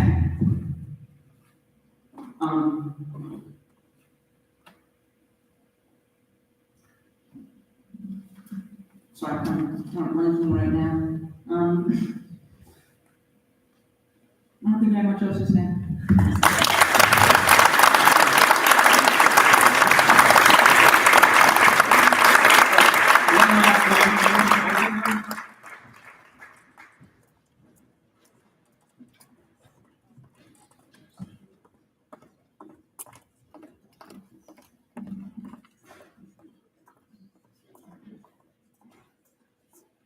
Hello, I have nothing prepared because I just found out about this meeting a couple of hours ago. So what I would like to share is that I'm a mental health therapist. I grew up, born and raised in this community. I have my own private practice here in Germantown, so I work with students from this area, adults from this area, and then from all over other areas, in lots of different fields. My concern is a lot of what everybody else has said, so I'm not going to repeat all of that. I agree. My concern is from the mental health perspective. Right now, a lot of the kids that we see are very anxious going to school already, and it isn't even about gun control. We have a bullying issue, we have all kinds of other issues that are going on as well. But I was in the building when we had the tornado a couple of weeks ago, and I just happened to be in there to pick up my daughter. And there were little kids bawling their eyes out and scared to death just because there was a possible tornado in the area. And then my kiddo came home and she's like, oh, I had to put my arm around this fourth grader, and she's a sixth grader, and Mom, it's gonna be okay. And that was just a tornado. I'm worried about what it's gonna do to the mental health of the kids in this community. We worry coming in knowing people are going to have guns. They expect a police officer to have a gun. They know that. So if we have resource officers in the building, I think that's a different story that we're talking about, and they're trained and they know that that's what they're there to do, is serve and protect. From my understanding, when I went into the mental health field, it's because I wanted to help people. I think teachers go into this field because they want to help people, they want to serve, they want to teach people. They didn't really, to my knowledge, go into this field also knowing, hey, I may have to shoot someone that I just helped 2 days ago. That would be a very difficult thing, I would think, for anybody, any one of us to have to do in any case. And I just worry about what it would do for the students, and I'm worried about what it would do for the staff.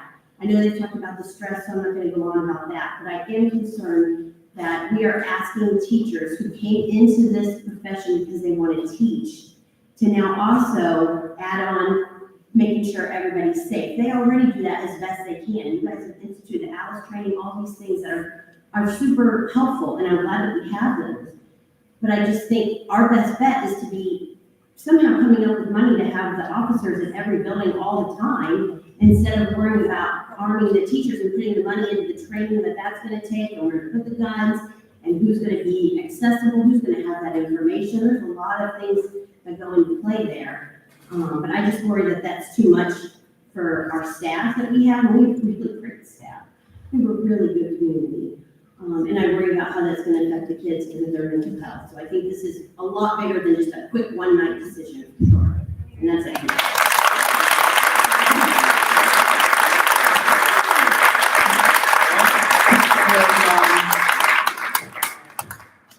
First of all, that was a little over an hour and a half. We went well past our 3 minutes per person. I hope you all feel like you got a chance to say what you need to say. Unless somebody makes a motion to vote on this tonight, you'll probably get a chance to say what you need to say at the May meeting too. And so I'm going to open this issue up for discussion among the board. If anyone wants to speak first, if not, I'm glad to. I'll be happy to speak first. I'm Stephanie Smith, Vice President of the Board. I'm Stephanie Smith, Vice President of the Board. I want you all to know that I found out about this Wednesday. Okay. I also appreciate all of your comments, concerns, questions. Dr. Bobby Bistel, I had very many of the same questions you had. All in the minutia. I am a details person. For those of you who may not know much about me, because I'm not a big social media person per se, I work at Dayton Children's Hospital in the neurosurgery department. I see the aftermath of gun violence in a pretty profound way. Okay. And my top priorities for the students of Valley View are to get an excellent education and to be safe. This is not necessarily a hard no for me, but I need a lot more details. I need to know that we give exhausted all opportunities to improve our current safety plan. It was a long time ago, we did not carry guns in our hospital. We now carry guns at Dayton Children's, but the people who carry guns are the security officers who are all Dayton police officers. They've all gone through the police academy, and they all have very special criteria they have to meet, including psychological evaluations, level 3 holsters, specific types of bullets, so they don't pass through walls, on sections, so forth. So I just want to make sure that you're aware that I myself, speaking for myself, did not know about this until Wednesday. And I just want you to know that I am not ready at this point to make a motion for anything.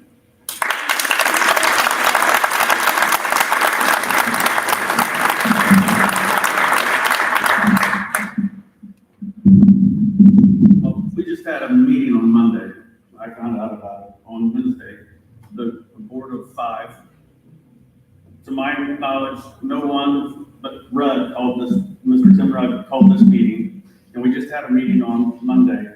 And this is a subject that needs to be discussed and figure out how something's going to be implemented. Not a resolution just on Wednesday on Thursday, after we had a meeting on Monday with no discussion with any other board members.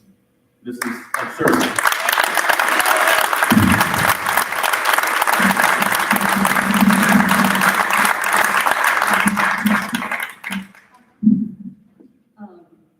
I did prepare a statement. Again, I did not find out about this until Wednesday as well. Governor DeWine's new budget proposal allows for $388.2 million to be allocated over the next 2 years to put a school resource officer in every public and private school in the state of Ohio.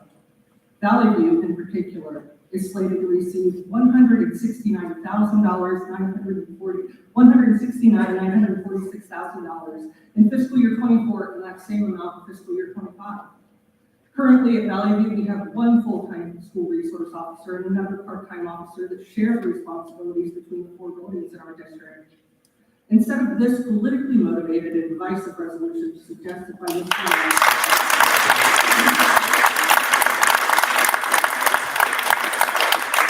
I propose that our district immediately hire 2 additional school resource officers utilizing our Safe Schools and Wellness Scholars for the remainder of the 2023 and lesson until we moved into our new K-12 building. At this time, law enforcement professionals can conduct a safety audit to determine our needs based upon their expertise in our new floor plan. To say I was blindsided by this resolution and special board meeting announcement on Tuesday morning is an understatement. When I received the email from our central office, typically we get a phone call asking if schedules mesh, if we can all make a meeting. None of that was done. We all received the same email at the same time. After speaking with our superintendent and gaining more information, it was evident that Mr. Rudd was once again operating outside of the boundaries of wordsmanship or sense of decorum as it relates to special board meetings and our policy proposals. My response to this announcement containing the resolution and Mr. Rudd's justification was as follows. The continued lack of transparency and continued vagueness of circumstances being brought to your attention after the meeting last night is extremely troubling. I would urge the president of the board to share any and all information that he has received with the rest of the board and not call emergency meetings based upon uncomfortable feelings. This has been on his political agenda for quite some time and is a conflict of interest considering the work he does for a living and the lobby he represents. I have great concern for the way in which this is being handled. As it relates to Mr. Rudd's conflict of interest, according to the Ohio Ethics Commission website, taxpayers in Ohio deserve to assume that government decisions, whether at the state or local level, are not comprised by a specific public servant's benefit or personal gain. Every Ohioan has the right to expect that public decisions and public expenditures are objective and made with the public's best interest at heart, not the interest of individual public officials and employees. As a result, the Ohio Ethics Law prohibits public officials or employees from participating in any way in any actions or decisions that directly involve their own financial interests or those of their families or business associates.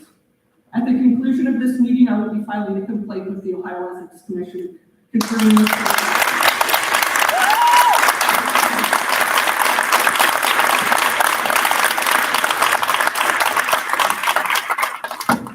Concerning Mr. Rudd as president of our school board and the work he does as an attorney representing the gun lobby and federal firearm licensees. It was also brought to my attention that he posted publicly on Facebook his recommendation to use a certain firearms training organization that I can only assume he represents or has represented in a professional capacity. According to the firm website in which Mr. Rudd is employed, they have over 40 years of experience in helping federal firearms licensees start, operate, and save their businesses.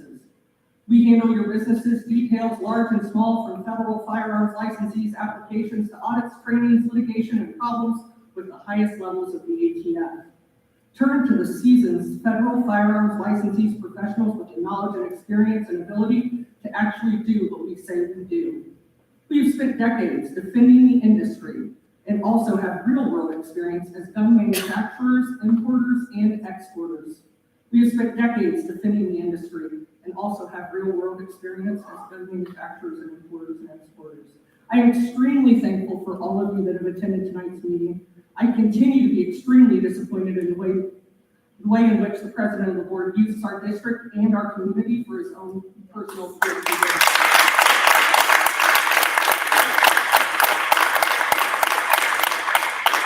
I will vote no for this resolution today, in May, in June, and any time it comes before me.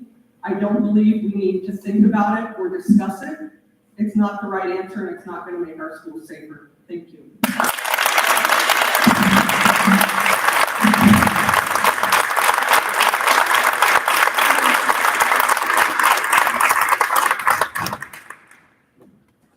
Well, I appreciate everyone who spoke tonight. I have some of the same questions that need to be brought up. I too was surprised by this meeting Tuesday morning, and I don't think this is the way we should handle this situation at this time. I agree with many of the other board members on what they've said. I would much rather have shared resource officers. I agree with the people who said that the community, the teachers, the students, and everyone should have a say. They should be involved in determining how this, if it's implemented, how it should be implemented, but I don't feel that there's any need to vote on this today. I think if we're ever going to vote on a resolution like this, it should be done after we get more details and we have more information about the training that so many of you brought up, who's going to be selected, what criteria for being selected. I think all those kind of answers need to be addressed before we try to make a decision. And I also feel if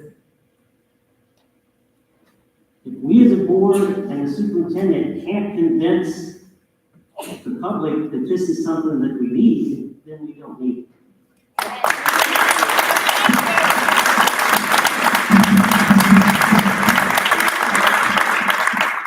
I would like to second that motion that she put forward to, for the remainder of the year, find shared resource officers to fill the buildings, and that will take care of anyone's concerns, and it'll be done right.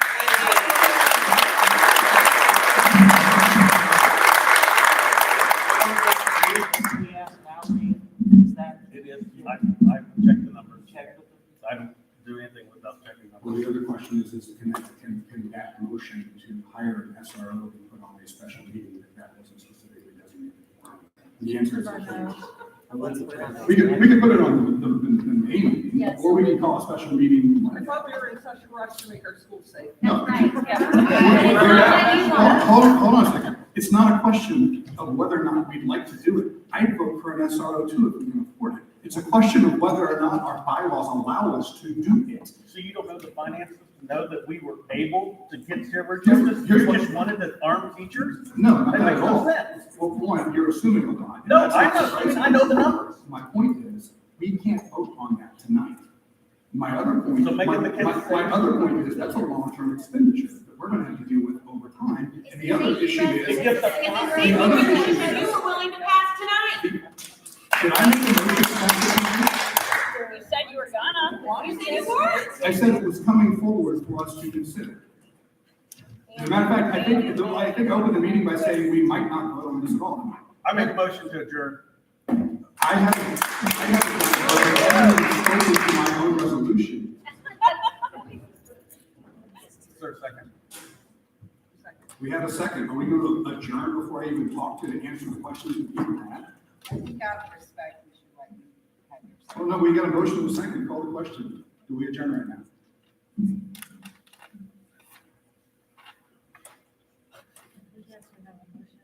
Yeah. So, call it. Mr. DeGraff, Yes. Mrs. Weiser. Yes. Mr. Rudd, No. Mr. Skidmore, Dr. Smith. No. Okay. So I will, since everybody wants to adjourn, except for the folks who talked to me, listen, I'm talking. Can you not talk while I talk? Okay, so there are a number of questions that were raised. First of all, concerning the way in which this was publicized.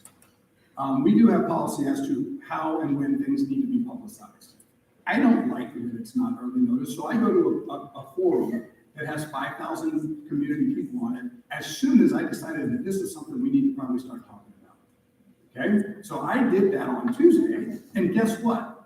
You are all here. Do you know why you're here? Because I took the initiative to make sure that people started talking about this. So let's not act like this is a surprise to me. That said, though, with all due respect, Ms. Ritchie raised the question of these interactions with the public. We addressed that in the July meeting last year. That's an old discussion. That's now the question of what we are looking to do. I do think we have more common ground. I think we do, than we care to admit. Okay, I see people shaking their head. Nobody haven't even heard what I said yet. Do you think we have a world in which there are bad people who will do bad things to your innocent children? Absolutely. Okay, so we have common ground there. Do we also think that we ought to be doing what we can in terms of preemptive measures, in terms of mental health, in terms of anti-bullying, in terms of all of those things? I think we should. Do you think we should? You're not going to disagree. I already know that. So, this third question, having done what we can, and can we do better? Listen, what I heard tonight about people walking in the doors and not being confirmed who they are. Now, part of that might be if you know the mom who's been a room mom forever, and you're going to let her in, right? That might be an issue, but does that concern me? Yeah, and we need to address that. Joe will address that with the board principals. And we will also continue to do the other things, like have social emotional learning focus and other things that we have in this district. But I want to ask this third question. If a bad person is coming towards your child intending to do them harm, and you know what? It happens. Would you rather the people who love your children, if they volunteer to and are willing to, would you rather that they be there and able to defend themselves and your child, or would you rather that they not? Absolutely, sir. You would rather that there be no one there? Because her kid gets shot instead. Okay. Not equal less violence. Okay, so I hear what you're saying. You would rather I am hearing. Fear. Okay, let's pause. I'm hearing, I'm disagreeing. So here's what we have. We have a question of whether we exercise the authority that the governor has and the legislature has vested in us. That's the question. We ask, well, is there empirical evidence that it's helpful? Well, I would ask. Well, that was raised by Ms. Steinecker, wasn't it? Yes, and you showed me a computer model. And if you look at the data, the only thing that caused a significant decrease in mortality and response time was an SRO. It barely made any difference when you had 5%, 10% on teachers. Did you look at the data?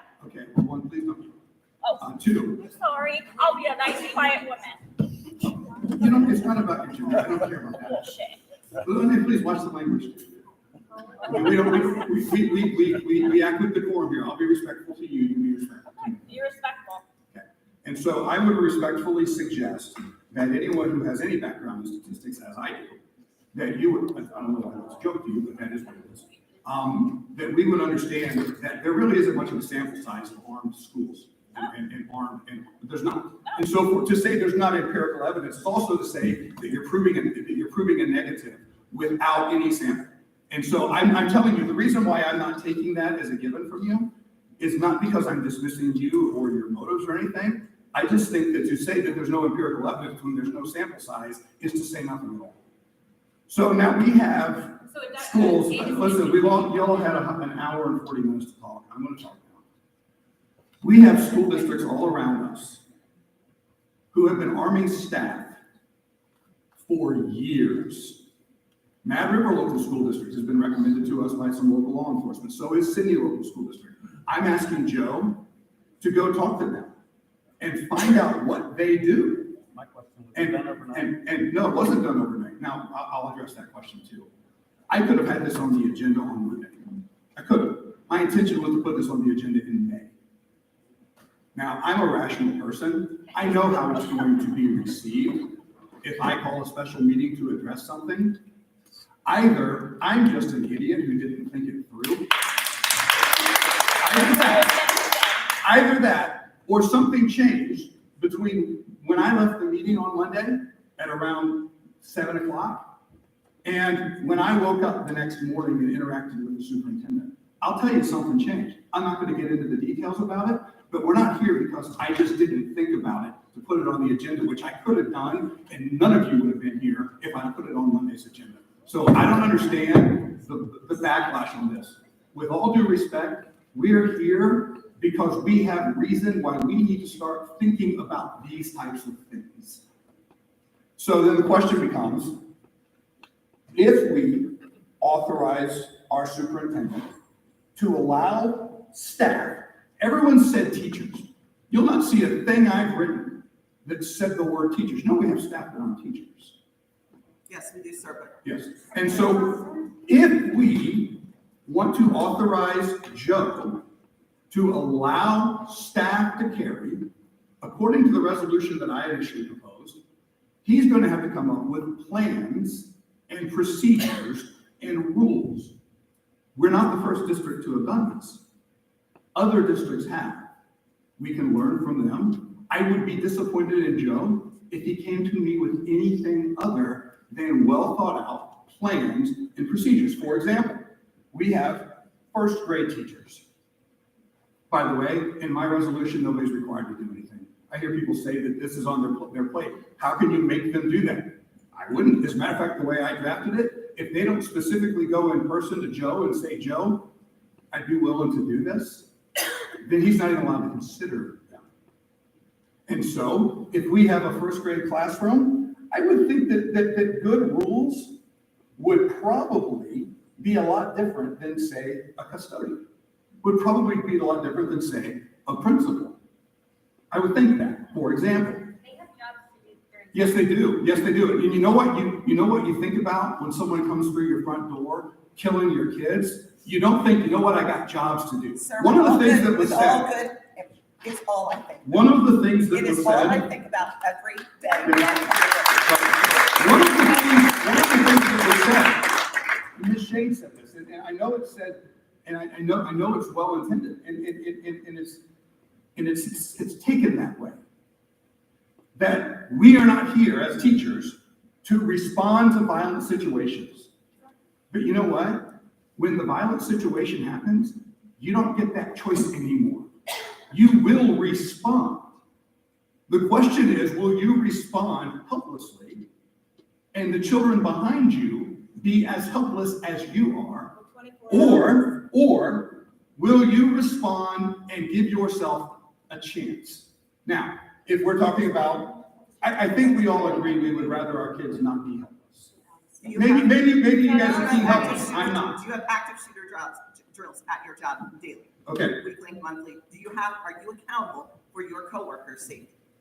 Nobody would say that it would be up to our policy to decide who's gonna be responsible for who, but you know what? Do you on a daily? You know whose safety I'm accountable for? Let me tell you whose safety I'm accountable for. Personally, in whatever situation I'm in, I'm accountable for my safety and my family's safety. Absolutely. At your job. Absolutely. Are you asked to defend helpless individuals? I wouldn't who not. cannot defend themselves? I would never not. Are you asked at your job? Are you asked and required to train? Nobody's requiring anybody. You are not requiring me to defend those children in my classroom. No one's requiring anyone to carry a gun under my proposal. Sir, I'm not saying the gun. I'm not on that. I'm saying at your job, do you do active shooter training? No, I And don't. are you required No. to train to protect the lives No. of others? No. I am, sir. I understand. And what I'm proposing is giving you the option, if you so choose. Why didn't you talk to us? I'm proposing to giving you the option, if you so choose. I'm talking to you right now. Sir, Giving you the option, if you so choose, to have the tools to protect yourself. Now, if we all can agree, listen, if anyone here says that if their child was being targeted by someone who intended to kill them, that they would rather have someone who loved that child with a gun standing between their child and that person, I don't believe you. My son is a target. My son, Jack Harris, I'm not Harris. I just found out on Tuesday, I left school early to have a meeting. I came and had another meeting yesterday morning. I went to the Germantown Police Department. There is a situation, and it is in our community. and that was reported January 17th. I am not proposing that teachers carry guns. Ms. Iser, when you said that we have the resources to hire 2 SROs, pass the resolution tonight.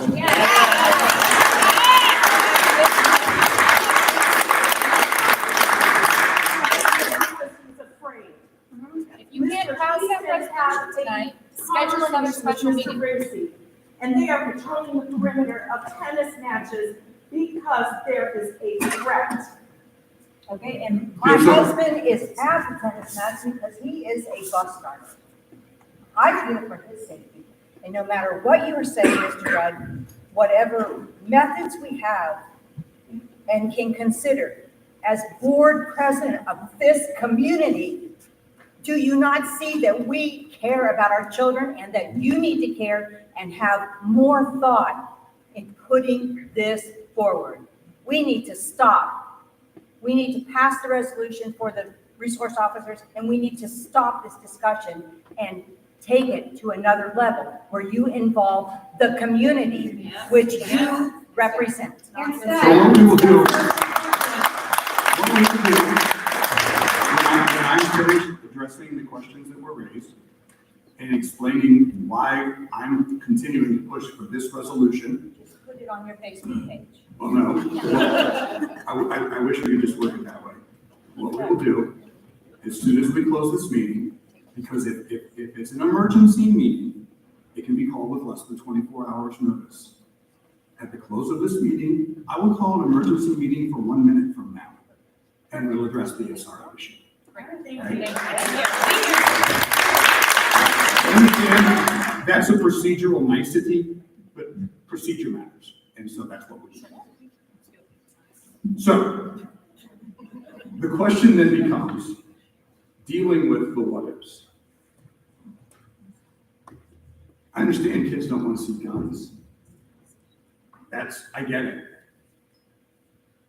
If you have someone in your school who's authorized to carry, whether it's a teacher or staff member, and the child sees that gun, something went really, really wrong. The child should see that gun when that child's being defended. That's how that should go.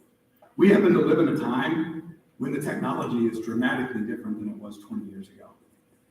For $150, and I bet you people would donate them, you could literally have a biometric safe that recognizes only the thumbprint of the person authorized to have that firearm. And we're not going to have teachers flipping their guns around like they're Doc Holliday, showing them off. It's a tool. that in the right hands can save a life. This last summer, there was an idiot that decided to shoot up a mall in Indiana, remember? It was about 3 weeks after Indiana passed constitutional carry, which meant that you didn't have to go get a special permit from the government to carry a firearm, which, by the way, there are firearms all around you everywhere you go. That's the world you live in. And a man decided that he wanted to kill some people. And a very young guy, a 21, 22-year-old guy, he literally stopped that threat with one magazine from his carry pistol. This idea that we want our people to be helpless is mind-boggling to me. I would also just like to evolving, there's a whole group full of officers. What's that? Who said we want our people to be helpless? And I don't think Oh. so. You just said, yeah, we want our people to be helpless. That's why they go through training? Yes, yes, We train them to be helpless. that is helpless. No. You know what? Let's, I mean, we've studied history, we know history. Right? We know the name Adam Lanza, right? Right? We know that name. And we know some hero teachers. You know what they're known for? They're known for dying. I would rather them not be dead. So if you're not a gun, I'm not gonna be dead? Proactive, not reactive. Okay, Adam Lanza wasn't a student at that school. Okay. You can put in all the SEL, you can put on all the anti-bullying you want. That doesn't say that. The idiot lady down in Nashville last week who decided to shoot up a school. She was a former student. She was 27 years old. I guarantee you, whatever they were doing in terms of anti-bullying, they weren't doing it when she was a kid. Can we get back to the agenda instead of rhetoric? No, this isn't rhetoric. I've been listening to an hour and 40 minutes of people saying, this is fact, this is fact, this is fact. Tell me that's not rhetoric. I'm explaining to you that the reason why this is before us, sooner rather than later, is because there were legitimate grounds for it in my mind, not because I'm just not capable of planning them. And the reason why this option is being put forward, is that it vests our superintendent, who by the way has been in education more than anyone in this room, with authority that he is willing to accept to put together policies, procedures, and protocols to give the ones among you, which by the way, I saw 53% of the union members said they don't like it. They don't want this. I didn't see everybody, but I saw that's the union, 53%. That's a slight majority. Doesn't want this. The others say, hey, listen, we need to hear more.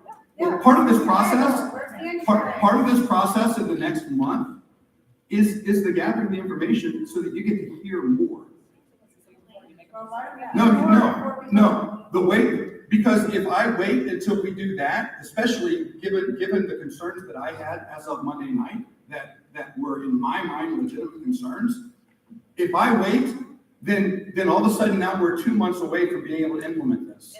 We can begin this process right now. I'm not going to talk about specific student or former student issues on this. I am the school resource officer. Yes. What you're telling me right now with writing this resolution up, you don't trust me to protect all these kids and staff members in this building. Let me tell you something.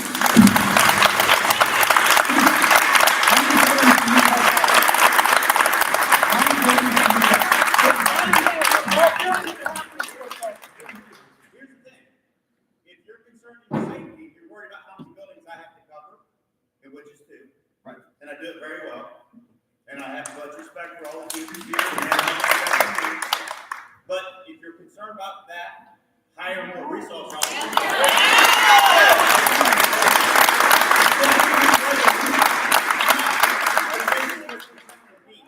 The funding is there. In German Township, that you don't trust their officers. That is a solution. No, That's it's not not. the only one. Why are you so intent on arming teachers? Why do you want guns in our school so bad? Really, why? This is ridiculous. So I'm the school resource officer telling you that. I understand. And again, I understand I understand that you don't trust my judgment. I can tell you, I don't always trust your judgment. And so that's okay. I don't trust your judgment. You've never met me. I understand enough to not fully trust your judgment. You don't trust I'm not gonna talk about student issues in front of these people. I know enough about. I know enough about. I'm not gonna talk about student issues in front of these people. And the other thing you need to understand, sir, the other thing you need to understand, you do not make the decision here. This board.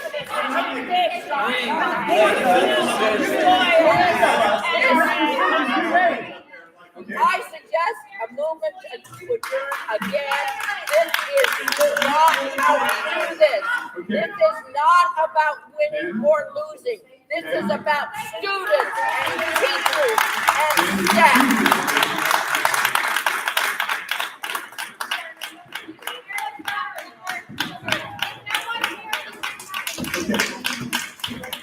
So here's what we're gonna do.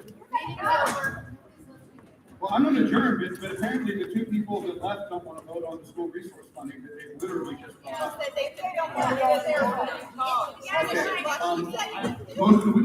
Yes, real quick question. So what you're saying is there was a real threat, and your No, there was not a threat. I won't say there's a threat. You said there was a legitimate threat. No, I didn't say threat. I Why said- did we not under high alert? Why did we not have more officers on campus? speak. Regardless, We said nothing. your solution for a real, you won't say threat, but I will say threat. Your solution for a real threat was to propose teachers carry guns. This takes time. We have to figure out insurance, we have to figure out liability. In that time, the threat could have happened. Carson. I'm just, this is my perspective as a student. I was put here to give my perspective as a student. This is my district. With all due respect, Carson, and I do respect you, and I think you know that. You don't have the information that 2 years before on paper. You let every student that wanted to talk about the damn Hold on. football coach Hold speak. on. No, hold And on. he is on the board for a reason. and Ma'am, you will let him. no. Listen, you're not gonna shout me down. Really? I Because am you've been telling- here I am shouting telling- everybody. You are the most inappropriate, I am telling a young unprofessional person person who I've I ever seen in my respect. life. I'm telling a younger person who I respect. Yes, that's my child. I understand that. I respect him very much, and I like him. I'm telling him that there's information that he doesn't have, and so for him to sit here He and knows say, the information. The whole school district knows the information. He's friends with Jack. Everybody knows. okay, well, I would prefer that you not talk about other students while we're here. She just stood up and said my son Jack. I'm telling you, She's right here. I'm telling you that After she's that offended. his statement that this was the only response to a concern is Well, inaccurate. that's what it seems to the community, and your fellow board members didn't know the threat apparently. So That's- how do you fill them in on That's- what's going on before you do this? That's, I ma'am, apologize. that's inaccurate as well. So that you know, that, I don't really care. that's, ma'am, that's evidence. Really? Yeah. All right, so that said, I will make a motion to adjourn. Second, there's a quorum, and so, Valerie, call the roll. Yes.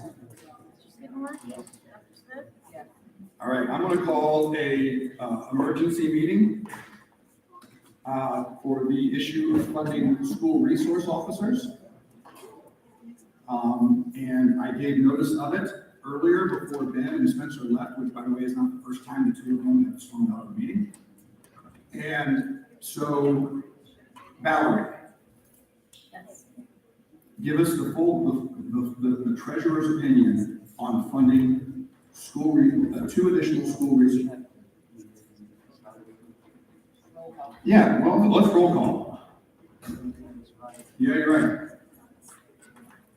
Mr. Rudd? I am here. Mr. Skidmore? Here. Dr. Smith? Here. That's the other two names as well. Yes, Mr. DeGrove? And Mrs. Iser? Mrs. Iser's here. Are you coming back? I believe it's within Mr. Scholler's spending authority to go ahead and hire these SROs, so I don't believe we even need to have a vote. Is that correct? Yes, hiring SROs for the remainder of the year is within Mr. Scholler's spending authorization limit. So I would just ask that Mr. Scholler go ahead and make those hires. No need to have a vote. Thank you.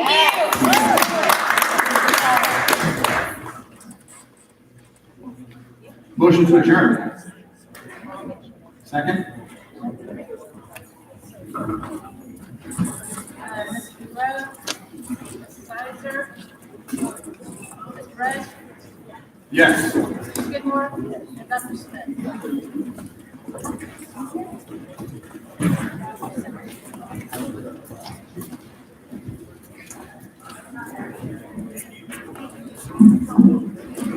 What's that?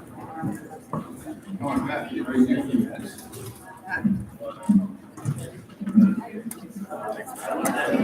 That goes well.